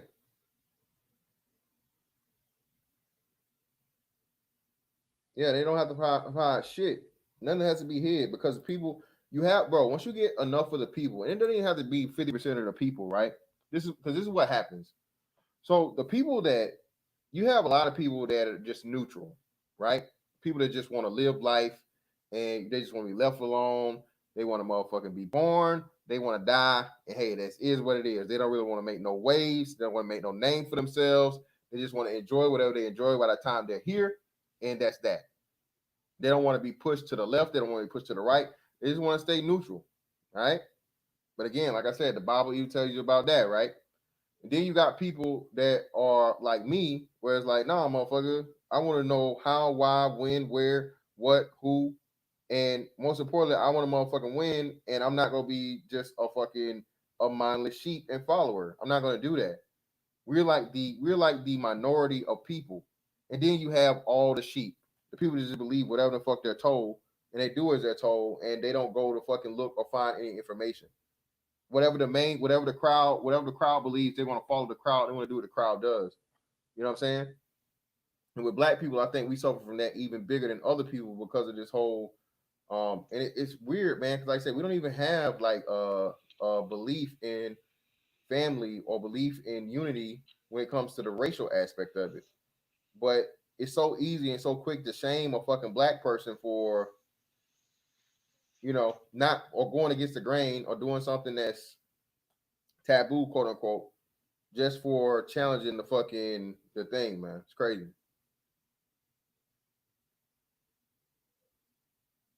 Yeah, Thomas Anderson. That's when I heard that shit about Shorty, and I was like, damn, like for real? Yeah.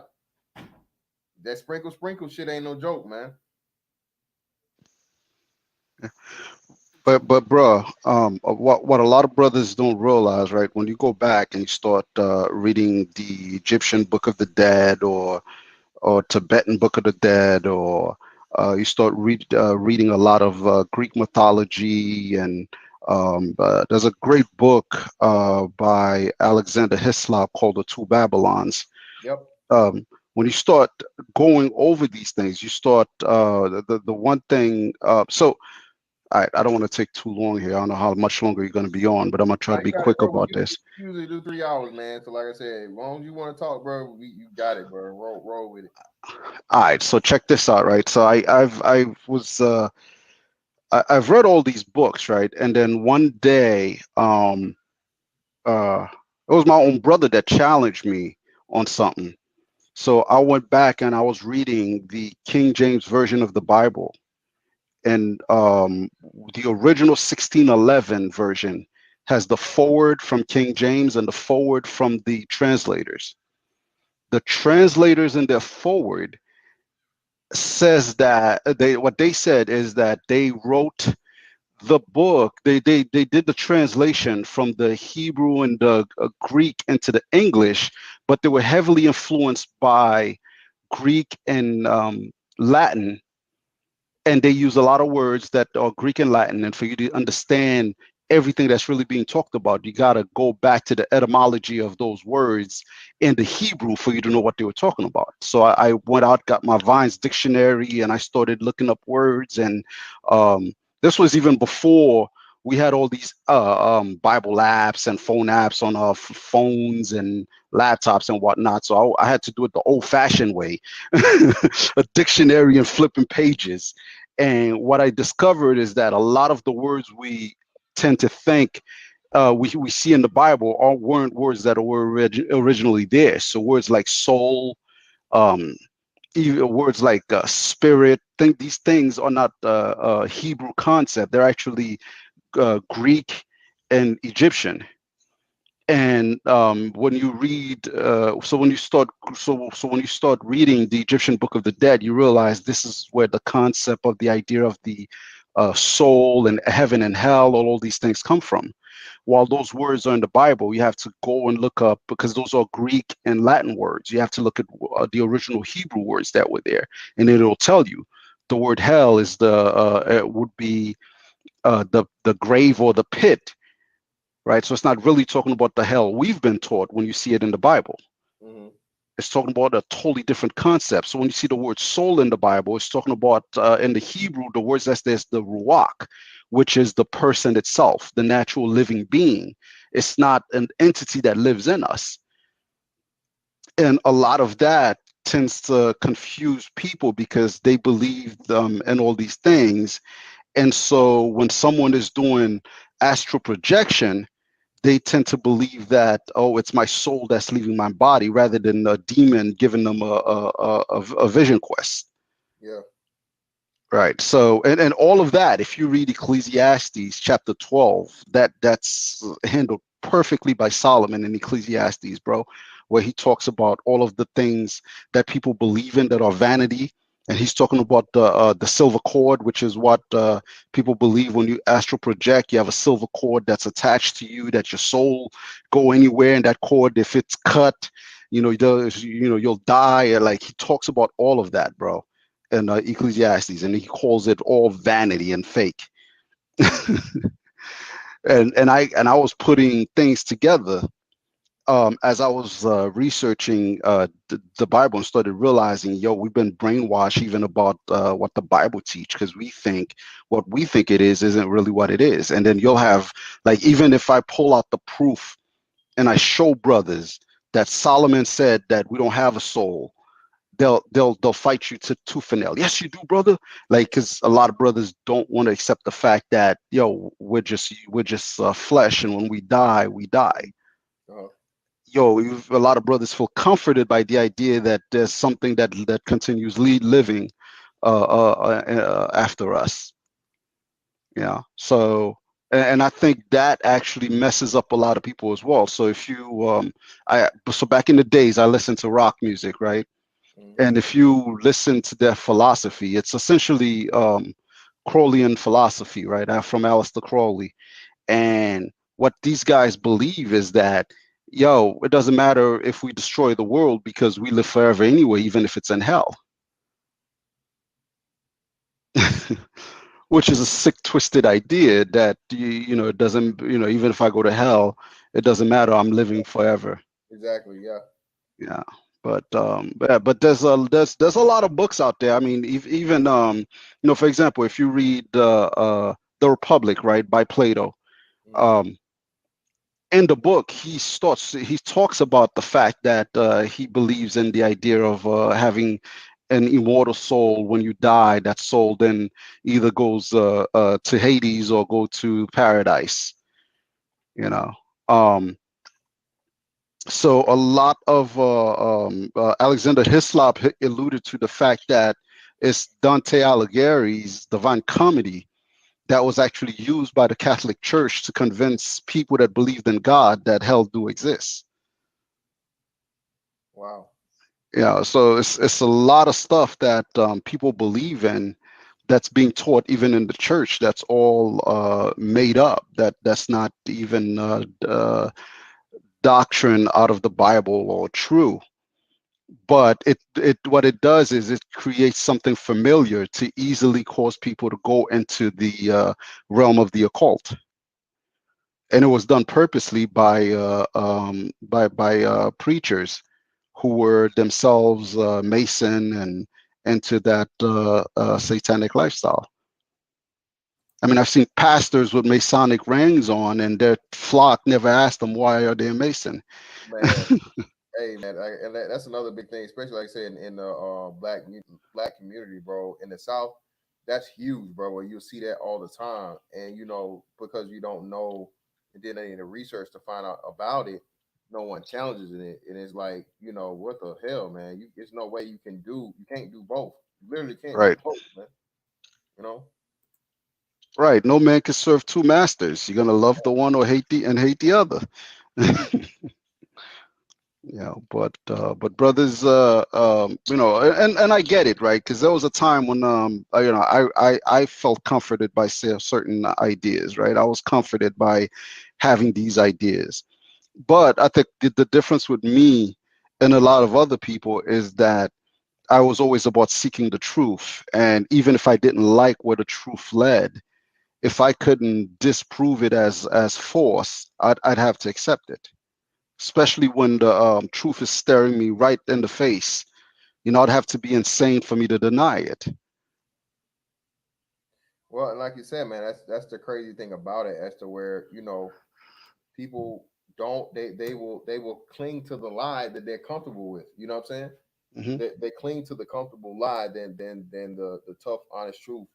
And like you said, at this point in time, man, we're here, bro. As to where everybody just wants to be. They want to be a part. They just want to be left alone, and they want to be seen as regular, or they want to be seen as one of the gang. Shout out to Dollar Watch for the 5. At the end of the day, you got one shot in the whole existence of reality. If that don't inspire you, well, don't go swimming with us. Yeah, shout out to Dollar Watch, brother. Appreciate you. Yeah, man. Abramovich, now Marina Abramovich, another big thing, man. Blavatsky, like you said, who's another one? Manly P. Hall. All these people, man. Like I said, bro, trying to, man. It's so much information out here, bro, and that's my thing, man. Just trying to find once you get a couple of these names, and then you always see them coincide. There, people, there are no coincidences, man. All right, you're talking about hundreds of years or thousands of years with things, and you see something reoccur from something that was way before another person was even thought about. And you somehow see this person coincide or correlate with certain philosophies and things and whatnot. It's not a coincidence, bro. And what you're gonna come to find here with the whole the tragedy and hope thing, man, is that, bro, man, like everything we see, bro. But the funny thing about it is, and he alludes to this at the end of it. Um, we could change this. This could all be changed, but in order for it to be changed, You have to have enough people wake up and fucking fight the bullshit. That's the thing about it. If people just had, and again, this is why I say the president was doing a wonderful thing. This dude's going to be, but you can go back and look back. If and when this becomes a whole fucking communist society we live in, you go back and look back at what this man was trying to do. Him writing that executive order, ordering pretty much American history to be taught in schools again. There and him pretty much trying to reverse the bullshit, man, that was made, the changes that was made to the fucking curriculum, bro, to get you to be anti-American. That's literally what fucking the network did, and people don't even understand that. That's the scary part about it, bro. They purposely manipulated the education system so that your from your youth and for a good 12, 13 years of your life, you're taught things that go against the American principle. So Okay. if and when it's challenged, you'll fold. So if you go back in history, right? The public education system was created to um, teach kids how to read the Bible. The question then becomes how we got from a public education system that was created to teach kids how to read the Bible to us being told you can't even say Jesus while you're in school anymore. Yep. So it's it's been a slow erosion of the moral compass of the country, and not just the country, but the world at large, led by Europe. And if you look at philosophers like Nietzsche and um, David Hume, and as I read through some of their writings, you can see their thinking, right? For their time, they were very tame with how they were putting some of their information. But later on, guys like Aleister Crowley came through and told you exactly what it is that they were trying to accomplish, to destroy God out of the mind of men. And that goes all the way back to even guys like Charles Darwin, right? A lot of brothers seem to think that evolution is something that they should consider as It's true, theory. but And that's Cha- actually been proven. It's been proven scientifically as being false. And like right, you said, man, and then like you said, you look into the thing too. He was a fucking occultist also. That's the yeah, thing. That's a major thing too, man. You got to look into these people being either occultists or Satanists, man. A lot of these yeah, major figures that throughout history were devout fucking like Satanists, bro. Right, right. like hands they proudly, but no, that never ever gets talked about. Another big thing too in that they didn't talk about too when with the whole Hitler aspect of it and the Nazis, bro, was hot. Not Hitler was fucking with that occult shit heavy too. Right, the Super Thule heavy. Society. Yeah, super fucking heavy, man. Shout out to Eminem for the five brother Trump served his purpose. His enemies showed their hands by going at him too hard. The news media went too hard and made it too obvious. We know now. Well, this is the thing though, Eminem. Even knowing it, are enough people going to react to it and demand that there be a change?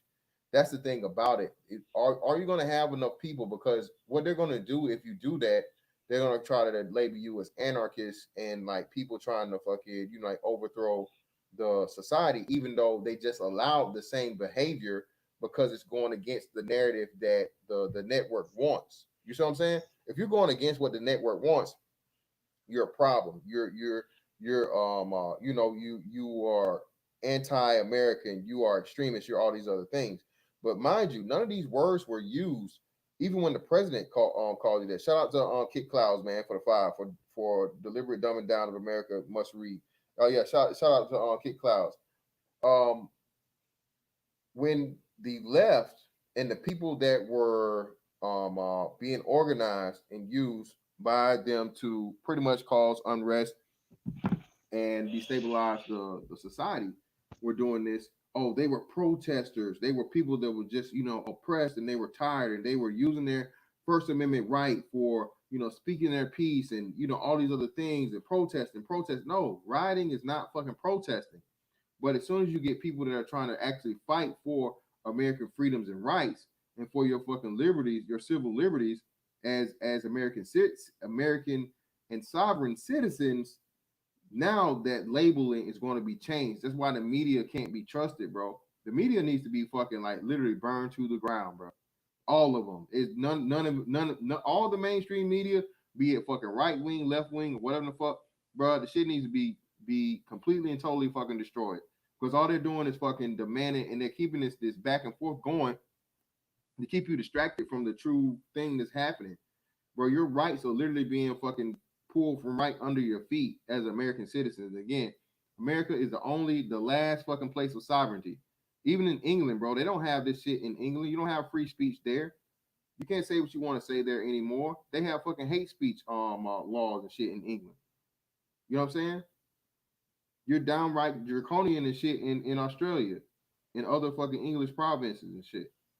So this is what I'm saying, man. America is the last harbinger of fucking freedom when it comes to being able to say and think what you want to.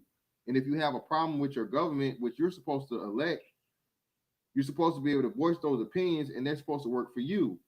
But again, being that the majority of the people don't, and they're in cahoots or in working with the network, this is how and why nothing ever gets did, and it's this constant back and forth with quote unquote, left versus right, Democrat versus Republican, red versus blue.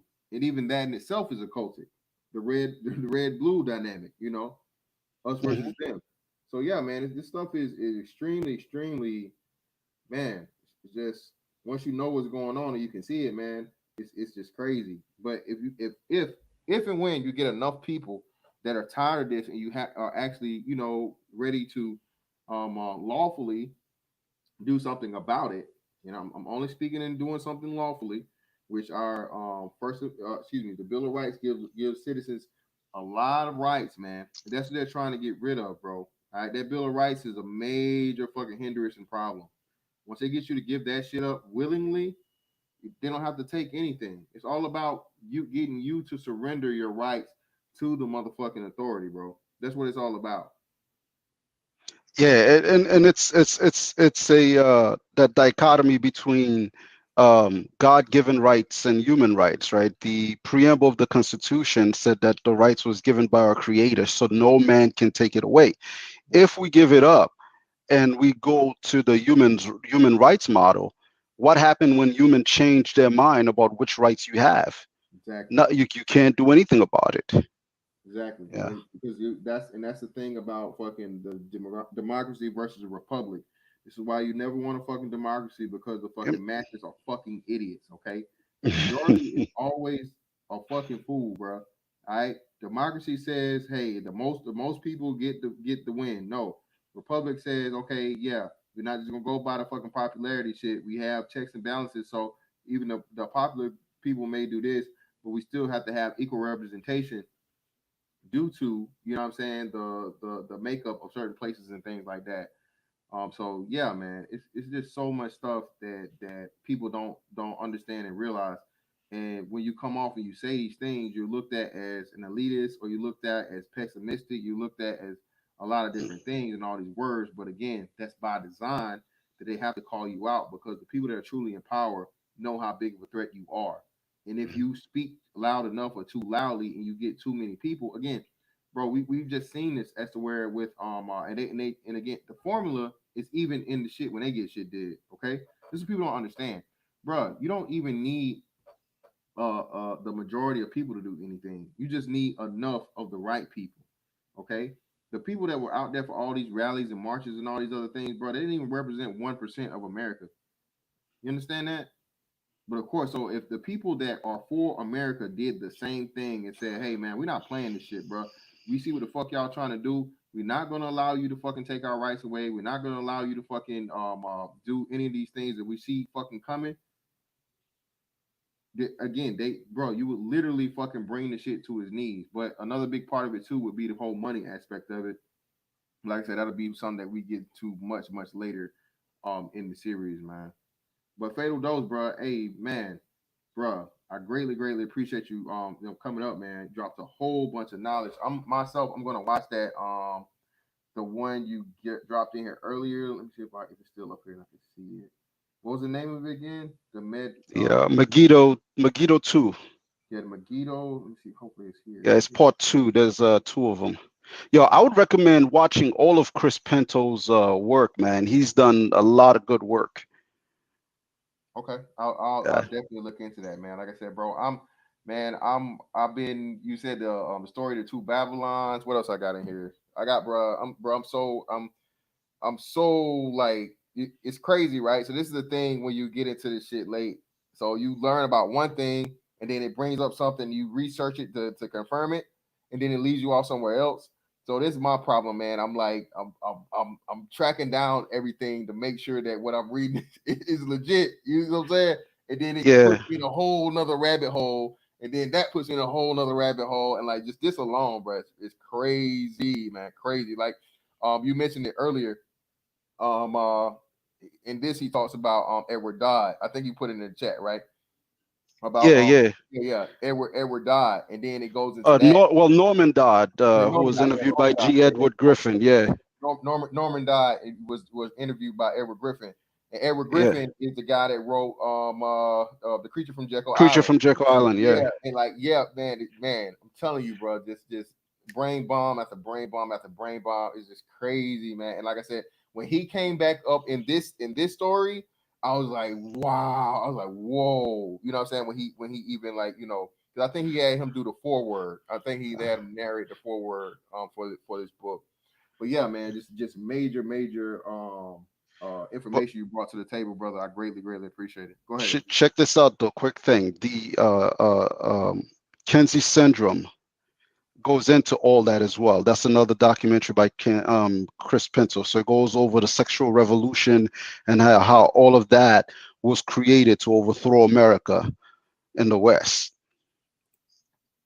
and how Kinsey was following Aleister Crowley, and they believed in all of this madness, bro. It's like one big nexus. It's like this web where everything is connected, but you just got to follow follow the dots, and then you'll eventually get there. Yeah, man. And Eminem, fantastic. What's up with the Tennessee Nashville Blast? Was that a connection with the election? I'll say this, man. This is what I'm gonna say about that. That literally affected my phone service. And I had no idea how or why what happened. That day that it happened on Christmas Day, that's what it did. It happened on Christmas Day, right?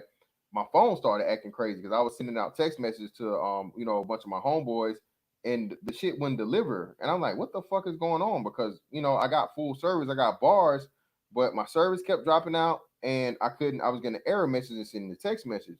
So that was a fucking it has false flag written all over. I'll just say that.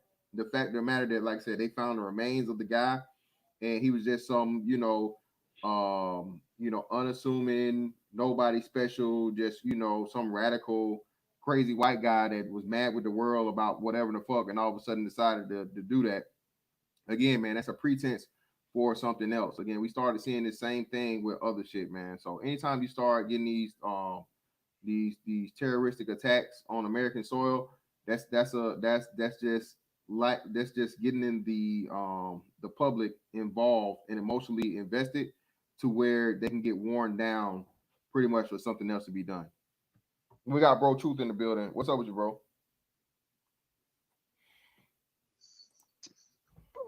Fantastic. There was an analysis that was done. Oh. Yo, what's good, man? You got it, bro. Hey, I'm kind of late to the show, man. What's up? Oh yeah, man. We about to shut this motherfucker down, man. We catch on the next one. I already know, man. Y'all on the last hour, man. I came in on the motherfucking on the credits rolling, man.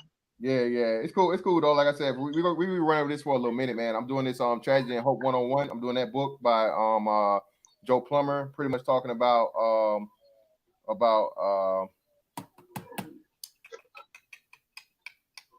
the actual book Tragedy and Hope by Carol Quigley. Carol Quigley, yeah. Yeah, that's a big. That's a hell of a read, man. I actually got that book, bro. Yeah. I definitely have not gotten through the whole thing, but it is it's basically a blueprint for the leftist establishment takeover of this country. Yep. Same thing with the Saul Alinsky's Rule for Radical. That is basically what we're seeing right now.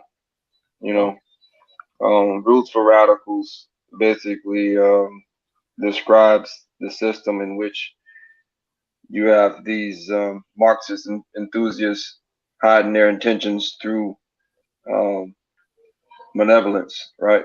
Um, good intentions, rather. They're gonna tell you, they're doing it for diversity, they're doing it for, equality, you know, trans rights, black rights, Latino X, all that bullshit. But it's all about the acquisition of power. It's all about creating conflict. Yep. And Totalitarian. Saul Alinsky himself in Rules for Radicals admitted there was no end goal. The end goal was revolution. That was it.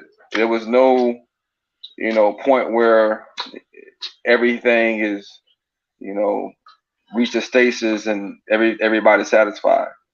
That's the thing. When you go down that rabbit hole, conflict is the goal. You know. Well, Yeah. so that's actually from Herbert Marcuse, right, from the Frankfurt School, where they came up with the theory of shoot, what's the name of it?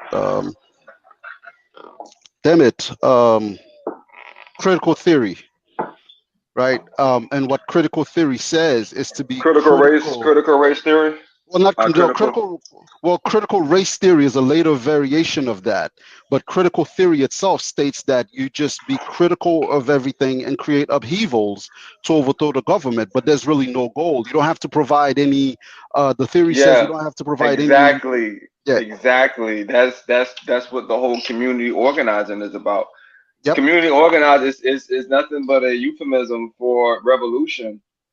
Mm-hmm. Community organizing basically meaning you as a so-called representative go out to your community and you get grievances from your constituents or people that you're representing. You basically poll them and figure out what they hate and what they got going on that they can possibly raise hell about. Yep. And then you spark a fire behind that. No matter how flimsy the argument is or how stupid the grievance is, if you can convince, enough of the population of a certain city, certain community, that they're being slighted by a corporate overlord or somebody, crooked politician, then you can manipulate them into doing your bidding.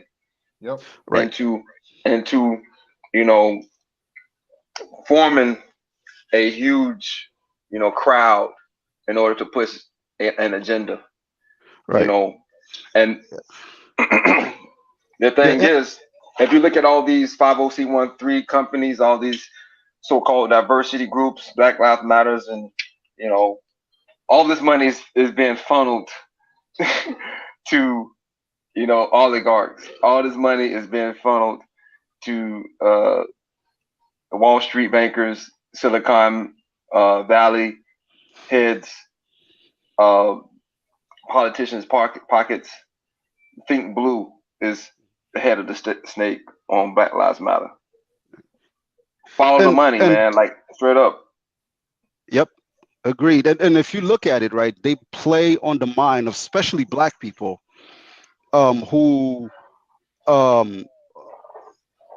who are easily susceptible to the idea that they are owed something, right? Even though we are, because we as a people were enslaved, but they have no intention of paying us back. But they want us to focus on that rather than building ourselves to ever become a challenge to them. Well, they prey on the victimhood mentality that most Black people embrace. And they refuse to give up. And unfortunately, it is ingrained into uh, it's a lot of us at birth. That victimhood mentality is Wow. extremely hard to let go of. That victimhood shit basically sets you a perpetual, uh, you know, you're pretty much a perpetual charity case, and Right. everything's And owed to that's the you. right. And that's the beauty of the critical theory, right? Because what it does is it exploits your pre-existing fears and angers and uh, your upsets about things that you're not happy about against the government or against society, and it exploits that. And we can see how well that worked with this election cycle, where critical theory Yeah, was you're used. yeah, you're absolutely right. I mean, but it is much more than just between the races. Also, that's also between the sexes. Right. They raise non-issues. Between the um, the gender wage gap and all men are XYZ. You know, and there's really no logic in any of the arguments, right? Because again, when you talk about this type of doctrine, the lack of logic is paramount, right? Because if you if you can't have people become, devoid of any.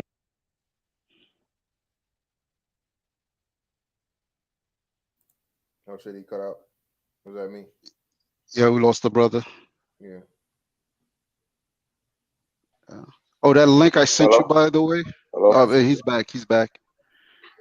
I'm not sure where I left off, but basically, I was just saying the only way a socialist government can transition to a Marxist government is the truth be devoided in the population in such a way, like in 1984, right, where they can literally have people think 2 + 2 = 5. Yeah. Yep. And You Right. know, like you yeah.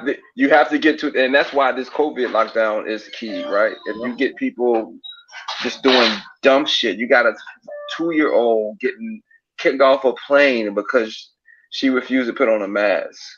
You literally got a woman in Indiana in football bleachers outside getting arrested because she didn't have a mask on outside. Yeah. And A then they guy want getting arrested in Costco because his son. what I'm saying, and on top of that, they wanna tell you again, they want to show you this because if you don't do it, oh, you want to kill all the old folks. You don't care about your fellow person. It's your duty to put the mask on. At first they said it was patriotic, but now if you don't do it, you're criminal. Like you said, man, and like people just don't see, bro. These playbooks are the same, man. These are the Hmm. same playbooks. It's never changed. It's again they play on your emotions. This is why I say you can't really have feelings in this shit, man. It's not about feelings, bro. It's about understanding Hmm. your rights and understanding what the hell is going on for this trying this that's an attempt to manipulate you and to get you to conform and comply and not ask questions.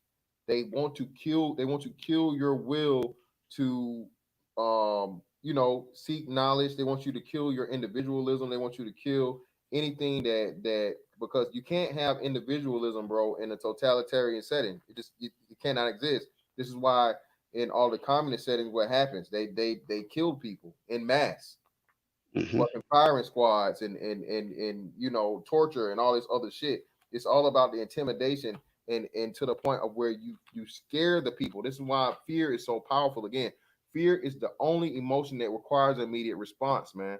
This is why they're fear mongering on in the media so heavy about this fucking COVID shit. And the plan didn't work the way it was supposed to work. They came out and told us what 2 million deaths, 2 million deaths, 2 million deaths. Of course, everybody fucking worried about it because 2 million people gonna die, and then they couldn't fucking get the math to add up. And then furthermore, I just shared this back on my page. I think what 3 days ago now, as where the dude was explaining, bro. If you die within 30, some states have a 30-day period, bro. If you die within 30 days of having COVID, that's a COVID death. You hear me? Even if you got over it, say you had it fucking 29 days ago, tested positive, you were completely and totally over your symptoms within the 14-day period, and on motherfucking day 29, you die in a car accident, COVID death. Slip on a banana peel, COVID. It's like nobody's talking about this, man. Again, and like I said, they have to tell you the truth. You know what I'm saying? But then they slip up and tell you the truth. But well, no, people are misinterpreting. No, motherfucker, people aren't misinterpreting shit. You motherfuckers are lying, man.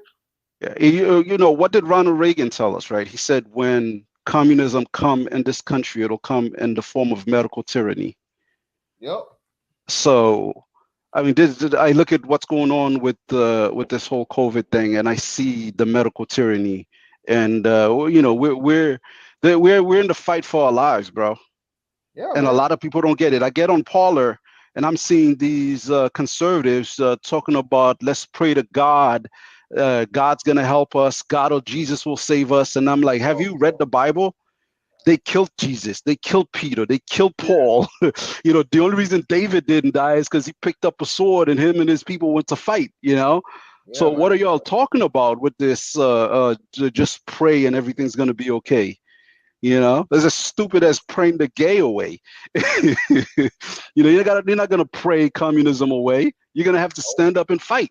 We have to fight, man. And like I said, the thing about it is what people don't ever realize, man, is like they are willing to fight. They're training their people to fight, bro. Hello? You know, Yep. You guys hear me? physically and mentally and psychologically. They get by any means necessary, man. Yeah, we can hear you, bro. Yeah, and it's the long game that they're playing, bro. You know what I mean? And most people don't realize that it is a necessity to go into a dictatorship in order to transition over to full Marxism. Socialism is only a step over to full communism. Even Lenin and Marx recognized this themselves. You know, this is literally an economic step that must be made in order to transition into full tyranny. So we're slipping into it right now. This is what the whole Build Back Better program is about. Yep. This is what the whole first 100 days. I'm going to go ahead and pass a slew of LBGT rights. You know, all of this basically has to do with the disillusionment of reality and the breakdown of the current system, because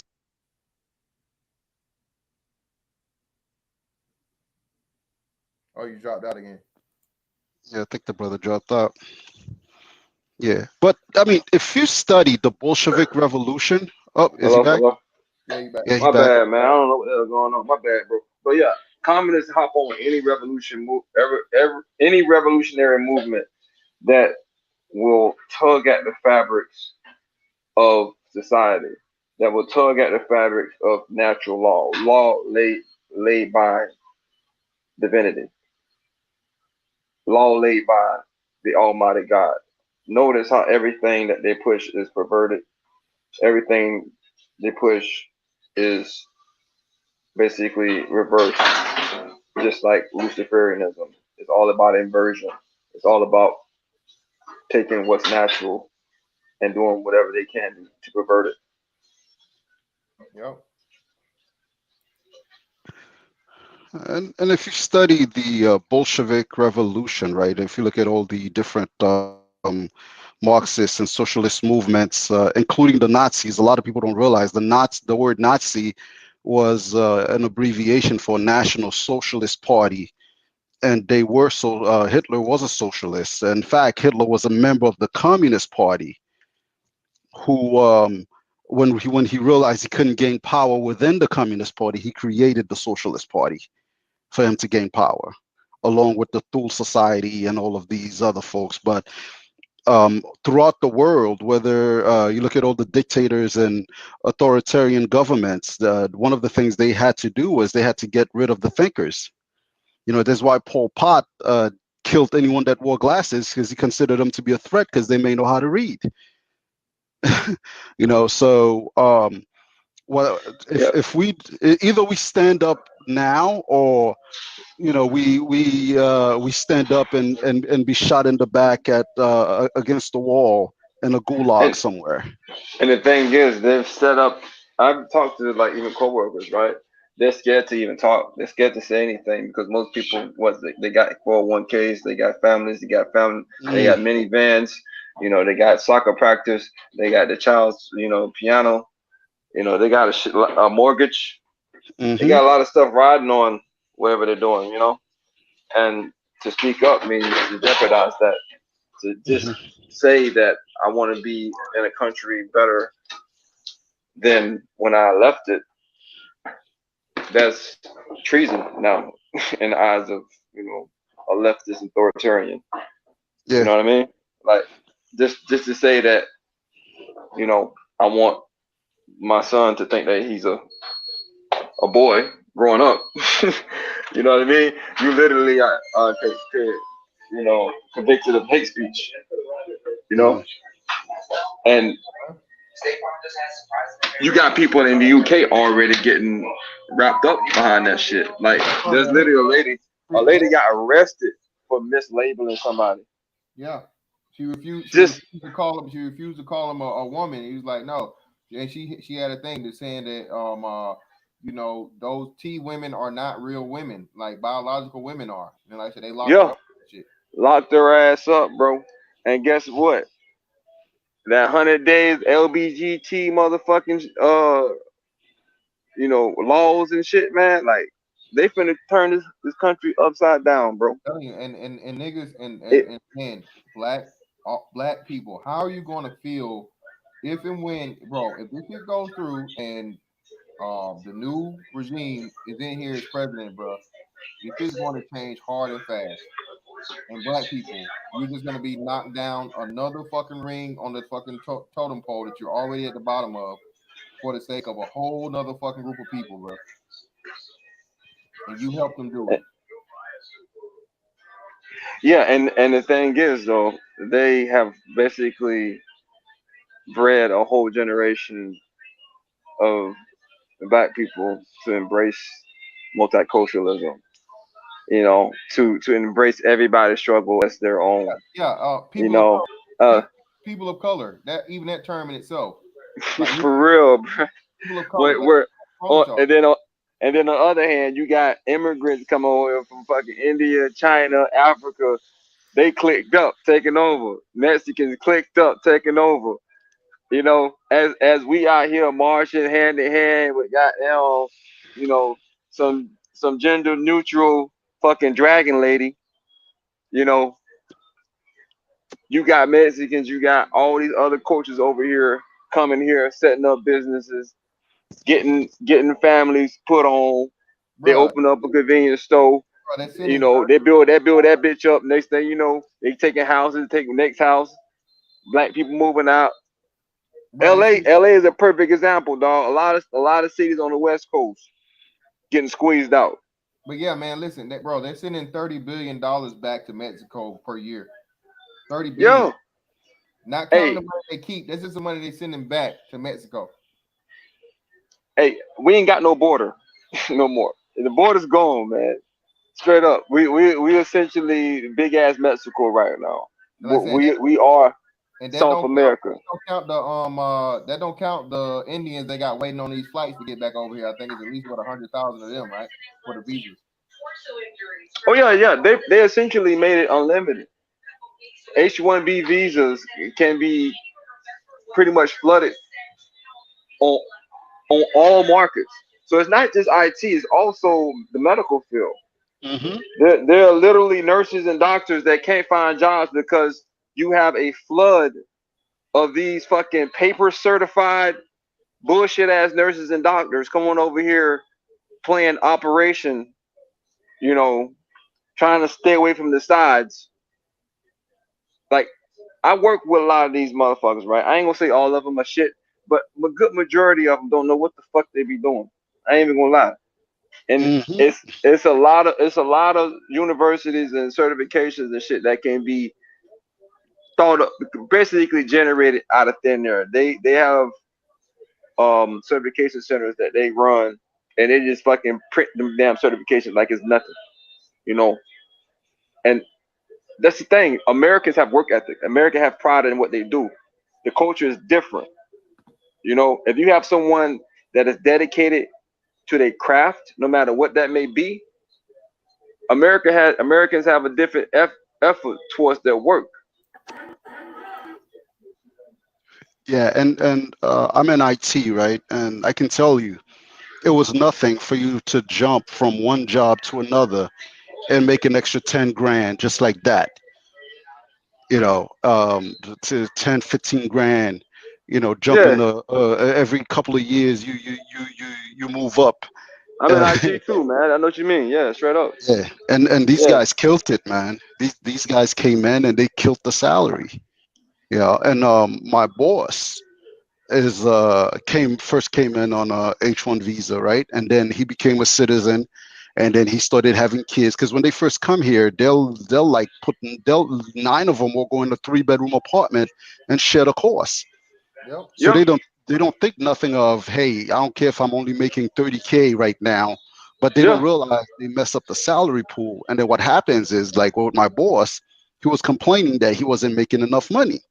Mm. And I had to explain to him that he's the cause of that. Because he was willing to take less, he diluted the salary pool.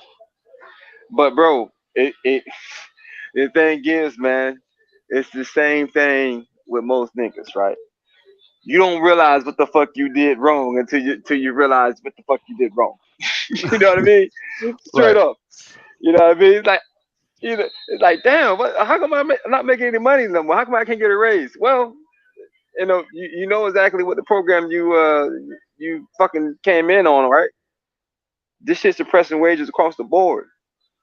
I literally had to train my replacements when I worked at Hewlett Packard. I had to train my replacements. The whole entire department got moved over to Bangladesh. You had people that worked for Hewlett Packard for years, forced retired. You had to take the package. You had to fucking find another job somewhere.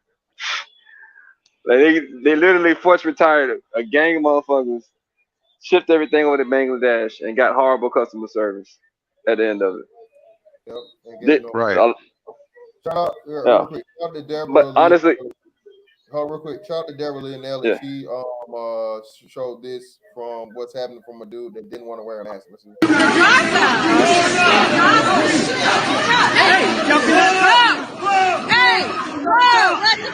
Yeah, what the fuck? Where is that at?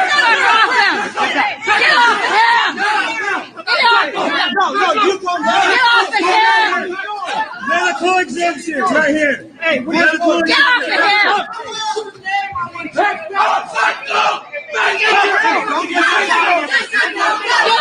Get off of him! The fuck are you doing? Hey, you're choking him! Get the fuck off of him, motherfucker! Move out the way. Get out Don't the tell way. me to fucking move! I'm a disabled veteran.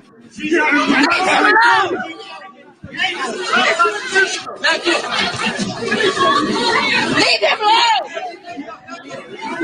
Are you hurting him? Are you hurting his family? You're fucking hurting him! Goddamn thing! Johnson, did you tell me you were veteran? I'm a disabled veteran. I'm a disabled veteran of the United States Army. It's just it's infuriating, bro.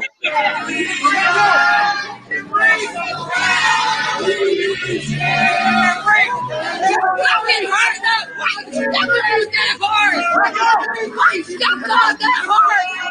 Motherfucker! Because he's not wearing a piece of cloth over his face. You're He's fucking literally. he's in law enforcement. He was the one initiating the violence. That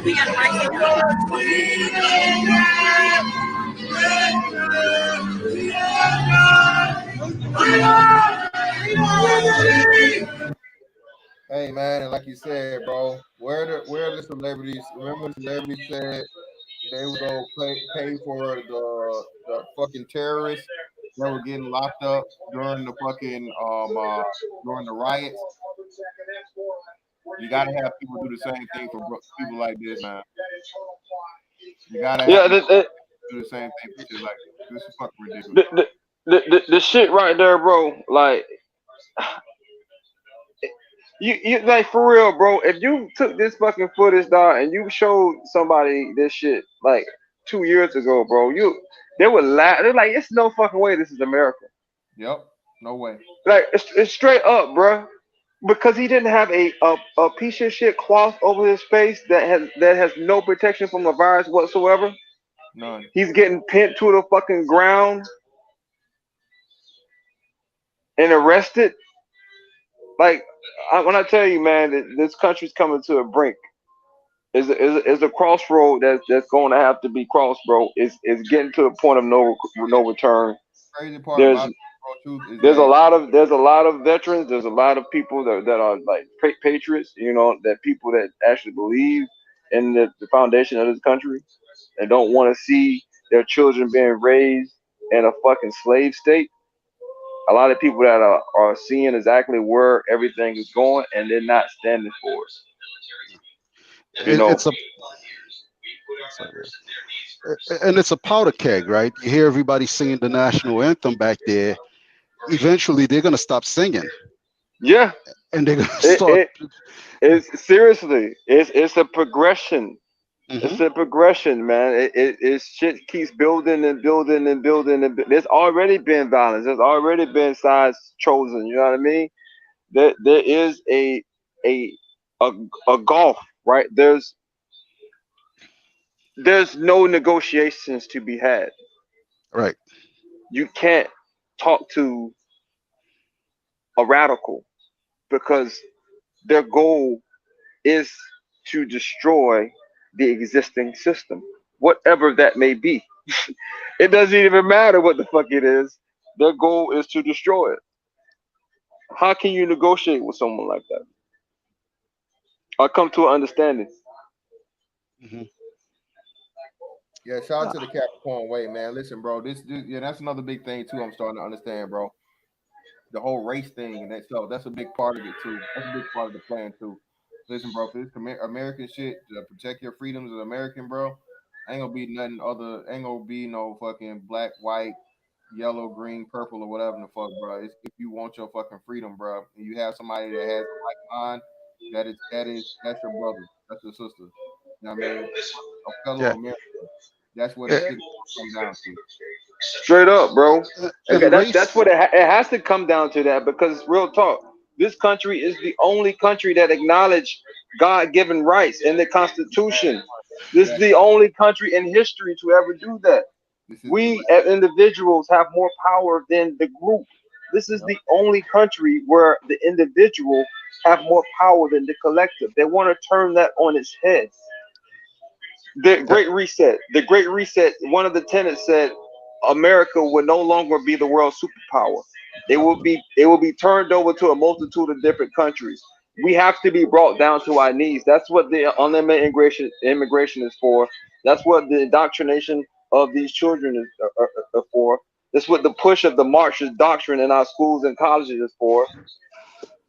Like, So, how many people read The Great Reset? Salute to you, my brother research. Shout out to you, Fatal. Shout out to you, Mr. Fantastic, and good evening to everyone in the chat. What's up, bro? what's good, man? You got No, did you hear what I said, bro? No, you were going there, but how many people actually? It's one thing to even click the link of The Great Reset. It's another thing to actually read it verbalized. This isn't just some fringe website or what have you. This is the not World Health Forum or what have you, but this is the I can't even think of their organization name. World Economic Forum. World Thank you. Economic Forum. Thanks, Fatal. So the world, Hey, the what's World that noise in the Economic Forum is. background? My bad. Is that me? No, I think it's I got the game over there playing. Hold up. So the World Yeah, Economic yeah, Forum, yeah, yeah. my bad. The World Economic Forum basically has taken Agenda 2030 and adopted principles from that. So it's all going towards one goal, right? Basically initiating a carbon tax credit system. That's what it comes down to. Controlling entirely the life cycle of every human being and every piece of uh, property, from birth to death. So you can control, okay, what cars get manufactured, what kind of metals are being manufactured, what kind of food is being manufactured. Everything of human existence can be centralized, monitored, and shut off if need be. I That's what get it comes that. down to. Yeah, I caught the I didn't okay, pardon me. Hey fan, you out there? I'm only just trying to acknowledge the host. Is he out there? Guess not. To you two brothers and to the chat, I caught the part as I was driving home, when he had the book up and then we were talking about or this the whole title of the stream. And I just wanted to just use and this is why I asked that question, bro, truth or what have you, about how many people do you think read this? So I'm going to use just a modern example of the topic at hand of you want to hide something from people, put it in the book. And I said people, not just black people. And I'll be very brief. So for the sports fans out there, anyone's aware, Dwayne Haskins, the quarterback of the Washington Redskins. Notice I didn't preface it by saying the black quarterback because he's the quarterback.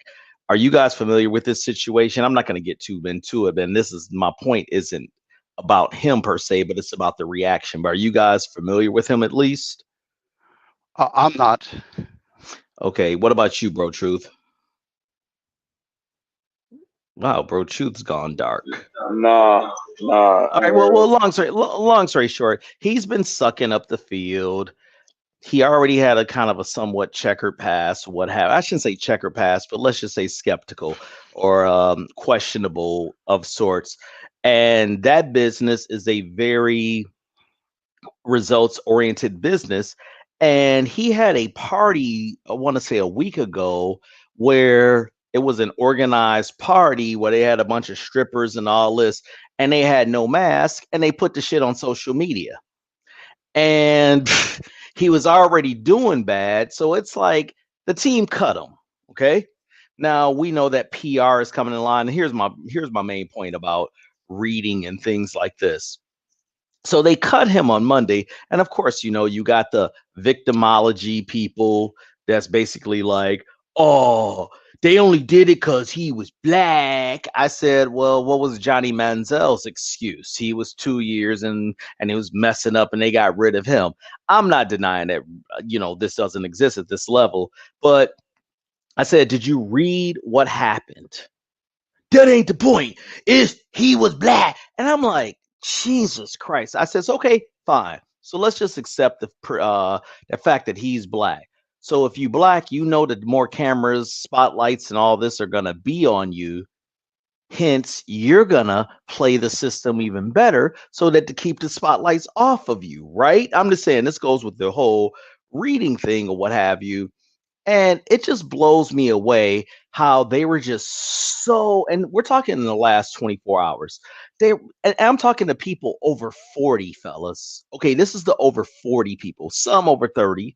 That's just commenting this way. And I'm like, no wonder y'all don't be. I have a little private group on the site. It's not Facebook or whatever, but I try to post the things that people like Bro Truth says, things that Fado back when you were on Obsidian's thing back over on Mixler, you'd mentioned I would give those little financial type of tips that you would give. I'm like, yo, why don't somebody look into this outside of me and we go and trade barbs on this? And it's like, you're the only one in the room who's listening. I'm the only cat that'll read something that, case in point, I got 3 Michael Eric Dyson's books on my shelf right now. I can't stand that motherfucker. But I've read enough of his material that I know exactly where he's coming from.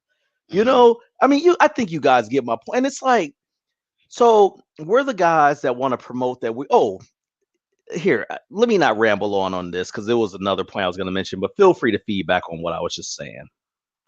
Yeah, you're absolutely right, right? For example, I mentioned Eric John Phelps earlier and the fact that he's a segregationist, right? And he has this 800-page book, Vatican Assassins, that I've been through, but I can't stand the guy, but he has a wealth of information. Right. So we can't reject knowledge because of who it's coming from. And I think one of the biggest problems is that we don't realize at the higher level, they're not looking at us in terms of race. They're looking at us in terms of us being chattel property and You just us gave me a free being. book, man. I just found the free book of this. I just go to I okay. think, I trust you, so go ahead. yeah, and so at the higher level, they're not looking at us as black, Chinese, white, Indian. They're just looking at us as useless eaters that's to be We wiped out. are. Or the Yeah, and the I'm fact that using the go ahead, fact you that you finish. we're focusing solely on race. Race is a component at the of the gatekeepers to keep us distracted at what truly is going on at the higher level, and to keep us from uniting. The whole idea of divide and conquer. And as long as we focus on that, and not just black people, but there's white people that focus on that as well, we won't ever be able to unite and go against the machine, right? And I was mentioning earlier that if you read Herodotus in the chat, I was mentioning if you read Herodotus histories, when one of the kings of Persia, after he was injured and wasn't able to wage war anymore, his council went to him and told him, "Look, we need a war, because the people are sitting around idle. They're going to start looking at the government asking what we're doing." And Man, this you're was good for dropping some. I've heard of Herodotus, and it's like, no, you need to read this. I've read some of the Plato things. I'm not as well versed in Socrates, I'll be honest, but I'm just looking at this right now as you're speaking, and it's like just gems. Like, yeah. okay, and it, Yeah. Another thing that even the same volume of Herodotus, actually that's the only volume I've read. I got volume 2 on the shelf. I haven't picked it up yet. So many books, man. But and I'm writing books, so it's kind of getting tough for me to read and write. But anyway, in volume 1, right, when Cyrus, the first king of Persia, overthrew the Babylonian Empire and he invaded Greece. Greece was a bunch of small city states at the time, and one of the right. city states did not want to surrender. Now the king Persia? of Persia. What's it, Persia? No, I'm just throwing because I know a little of Greece. But I'm not going to interrupt you. Go ahead. So My bad. one of the kings had betrayed his one of his councilmen by killing his son, because he did not kill the king's son, who was prophesied to overthrow the king. And so he went to work for the Persians. And when Cyrus told the army to invade that state in Greece and kill everyone, he came up with an idea that he gave Cyrus. He said, "Give them music, give them art, give them fashion, and we will turn them into women rather than killing them." Hold on. Repeat. Who was this again? This Let me get was my. I have it marked in my book. I'll have to look it up to tell The to. chat is giving you a lot of help here. Give it 1 second. And shout out to brother MM. And shout out to was another great post. Damn, my scrolling's messed up. Cyrus was right. Oh, okay. MM. Oh, okay. Oh, by the way, shout out to you, kid, and thanks for just going there. Yeah, thank you for those recommendations, Fatal. I guess Fantastic fell asleep on his own stream. It was something on the whole. I'm eating this food, bro. I want you to Oh, okay. Oh, 1 second. Is that how you stay that big and shit? You know, because otherwise your ass shrink and shit. You know, I didn't know. Nah, I'm fucking with you, man. Yeah. Yeah, it was something that Bro Truth had said. I'm just gonna modernize it just a tad bit, but it'll crystallize it on that whole quarterback thing and the reading and all this. Trust me, I'll piece this together. Um, so I'm using a sports example because these are easy, fantastic. You know why I'm using the sports examples. You know, shout out the Chronicles or what have you, right? So Cam Newton, who you guys both do know, even if you're not following things, but Cam Newton is terrible this year. Okay.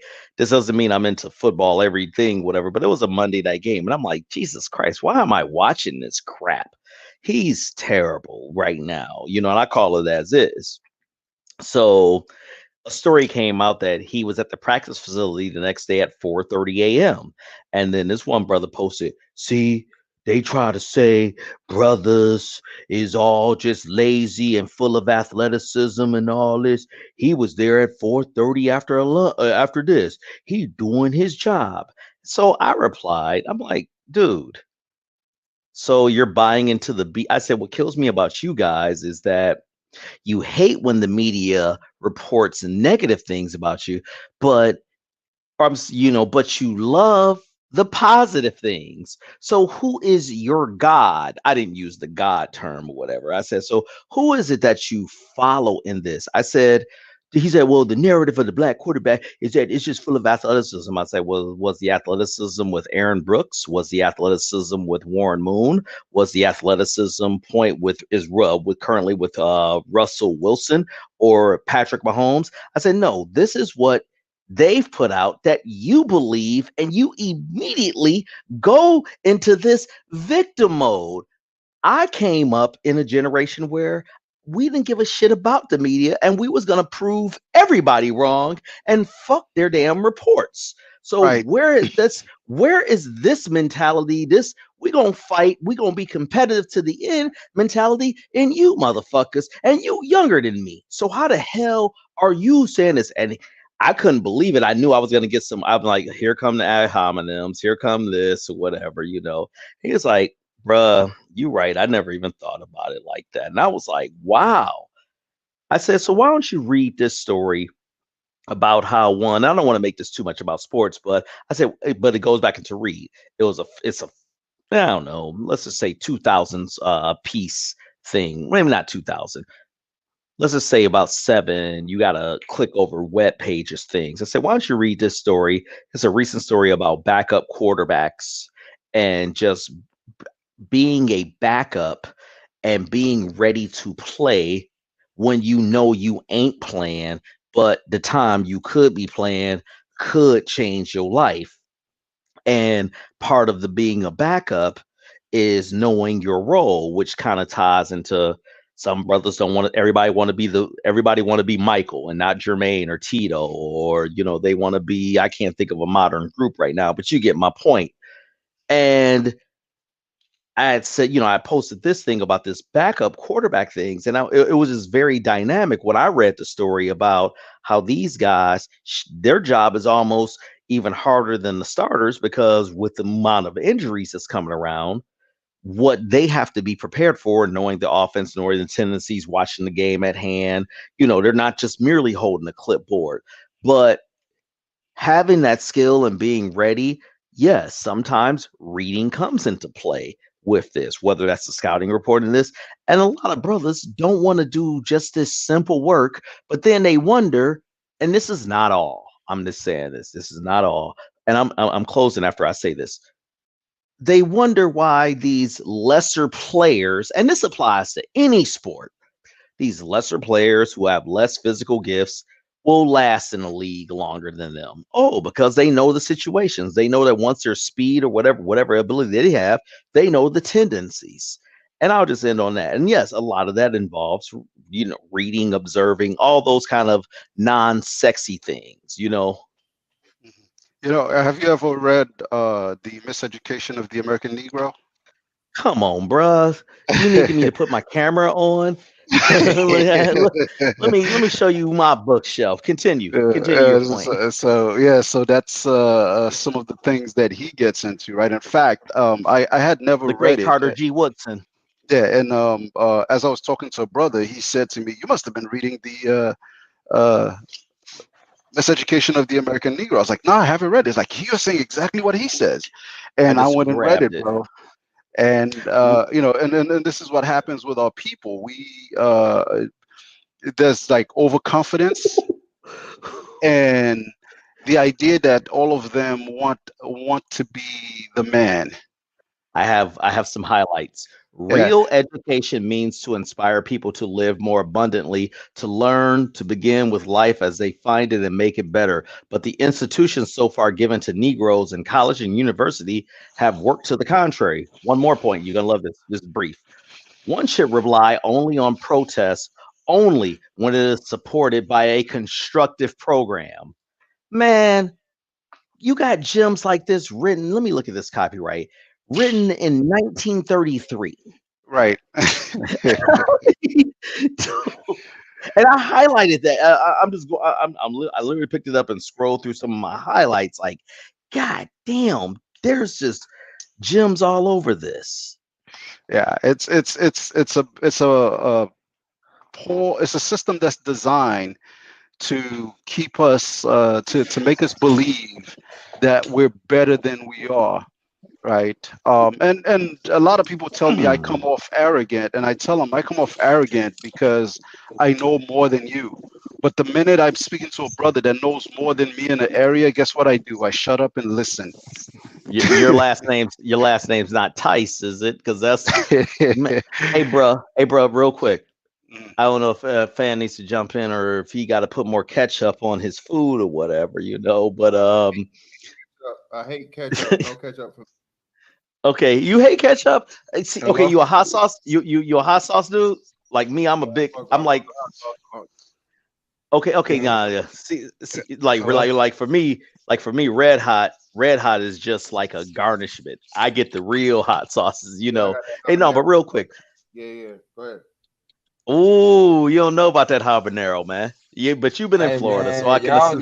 y'all niggas really trying to motherfucking blow out your whole goddamn ass. Goddamn. Habanero, ghost Shut up, bro. pepper. True.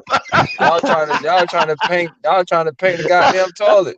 Yeah, yo, get You silly. yo. If you have a Trader Hey, Fado Joe's, Dos, a second. Fado Dos is Haitian, so he gonna throw us some shit. bro. Hey Yo. man, I like to keep my taste buds intact. Thank you. Hey, Appreciate it. Fado. This gonna sound fucked up and stereotypical, but I'm gonna say it as shit. If they put habaneros in your baby bottle or whatever, No. Hey man, hey, they got ghost peppers in the titty milk.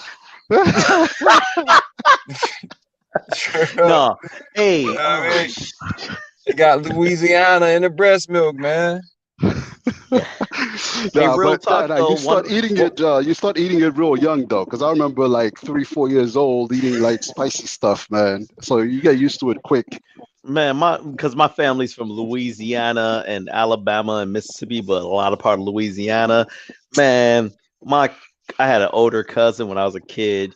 He would put his potato chips in a bag and then throw hot sauce all over them, basically, so us little cousins couldn't eat them.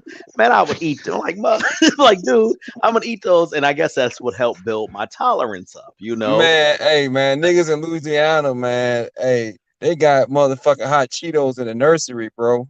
Straight up, dog. They ain't giving pacifiers, dog. They was sucking hot Cheetos, dog. I forgot my good point before we was talking about this. What was the last thing you said, Fatal? Because it was gonna be something funny but interesting also that we said. Fuck it if I don't remember. Fatal. You made a good point though, man. Like most niggas are allergic to motherfucking being wrong. You know what I mean? Like that's why I embrace the fucking pursuit of knowledge, right? And knowing that I don't know every fucking thing. I'm an idiot. And I enjoy being an idiot, but also at the same time, I enjoy being a seeker of knowledge. You know what I mean? I want to be proven wrong. I look to be proven wrong because it strengthens my understanding and it strengthens my fucking argument. Hey, bro, truth. Did you read every book that you've read now 10 years ago? I mean, that's an obvious question. Or did you know more 10 years ago than you know now? That's Sir Tice, bro. That is an amazing fucking point. Because I always ask people, how are you so sure that you know everything? Think about it. Like I talk to fucking youngsters. Like, so you mean to tell me that your 10-year-old self, right? You still believe in thoughts that you had when you were 10, motherfucking jumping off of rooftops thinking that you could fly. You know what I mean? Spinning Beyblades and shit, you know, on lunch tables. You still have those fucking thoughts. You still I think we lost him again. Damn, we lost him. He's talking about some straight up Arrested Development, though. Yeah. You But know? you know, the only time I get will have frustrated. always Oh, baffling, my here he nigga, is. especially when they get older. When you get older, people think they know every goddamn thing because they got, you know, age. But there's no I'm fucking older. wisdom. No wisdom I'm older. whatsoever. And that is, I'm again, older not to than say you. that I know everything, but I always try to ground myself in truth. I always try to ground myself in historical facts, something that's tangible. And I think it's like the engineer side of me that, you know, Mhm. thrives on that shit. And you know what? Well, This is go something ahead. Fantastic said earlier, right? Is about the emotional aspect of it, where they're not seeking knowledge, but they're reacting based on their emotion and how they feel about it, right? Even the Bible, Solomon said, "Wisdom is the principal thing. Therefore, get knowledge, but with all that getting, get understanding." No part of that said, stick to your emotions and don't don't listen to anyone that try to tell you something different, right? So the problem is a lot of brothers are really like they're passionate and emotional about things they are wrong Okay. about. Okay, stop right there. Stop right there. You already know the answer to that. Okay, because I would like for us in 2021 to graduate from what we've already discussed, dissected. What is it called when you do it a frog? Oh, dissecting a frog. You Dissect, know, yeah.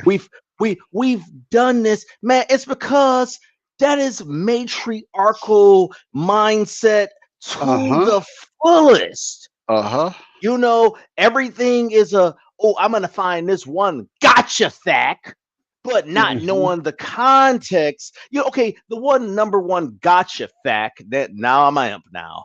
The number one gotcha fact that was promoted in 2020 was Malcolm X said the black woman is the most disrespected, all that bullshit.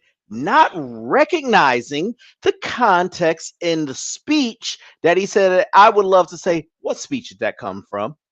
Okay, of course I would get no answer. I said, then what woman was he referring to? And then the context is very simple. He was saying that the cops and that the society is against black men, which is why they try so hard to promote a negative image. Starting from birth of a slave. I shouldn't say starting, but visually from birth of a nation, and that it leaves the woman unprotected. These fuckers took that small portion and made it like, yeah, niggas just been letting bitches get their ass kicked. No, as we all know, these bitches get their ass kicked because most of the time it's because of situations that they put themselves in. But I know I hate women by saying that or whatever. But you get my point, and my greater point in that how things are just taken out of context, and because people only look at small morsels of history and they don't they don't want to digest this is why Rosa Parks was used instead of Claudette Colvin. Most Right. people don't even know who the fuck Claudette Colvin. And by the way, Claudette Colvin is still alive. I've told Denzel Washington to his face, you need to do a movie about Claudette Colvin. Whatever. I was in Vegas, I'm gonna consider it or whatever. I sound like a little Stan fan. My point is that we got these legends alive still, but this just tells you they're under the programming too. Sorry for putting your channel under question fantastic in saying that. I get too hype at times. Nah, bro. Hey, we all way in there, man. But speaking of that, hey, greatly appreciate y'all for coming through, man. We ran a little bit over the way. I really appreciate y'all Of course. knowledge. Thanks for the listening, man. I'll be finding out a lot of history. Can y'all hear me? Yeah. Yeah, Fado, I'll be hitting you up on what you mentioned, or I'll be listening to what you said earlier. I'm gonna go and buy. I know Mr. Fantastic is freaking knee deep in the pillow right now. Nigga drooling already, man. You know, he got hot sauce on the pillow and everything. Yeah. I appreciate having me on, Mr. Fantastic, man. You know, I need to hop on this bit a little earlier next time. Yeah, definitely. Thanks too. I do man. too, also, man. My bad. I was off. Happy New Year, man. Y'all boys be safe out there, man. Yeah, but Mr. before you drop off, bro, chopper. True. No, before you drop off, I was gonna say something briefly. No, man, Mr. Fan, thanks again. I'm gonna really listen to this back, but I literally logged into work today. That's my work ethic. And then I'm looking at the time off calendar and I'm like, oh shit, I'm off. So I've just been out in the town and shit, you know. Oh, that's good, man. Oh. Nice to know you gotta work to get. Yeah, man. You know, I've been out here on these streets, man. I'm out here in these Florida streets right now, man. You know, in back in my hometown, Jacksonville, man. Seeing what it do out here. Hey, bro, you know I'm in Fort Lauderdale, man. I work up in Jacksonville at times, so. Oh, for real, man? You out there with them bad hoes, man. Yeah. Fort Lauderdale got them hoes. Yeah, why you? Up, man. Yeah, I don't be complaining about these. I'm hollering at y'all niggas. Good night. All right, fellas.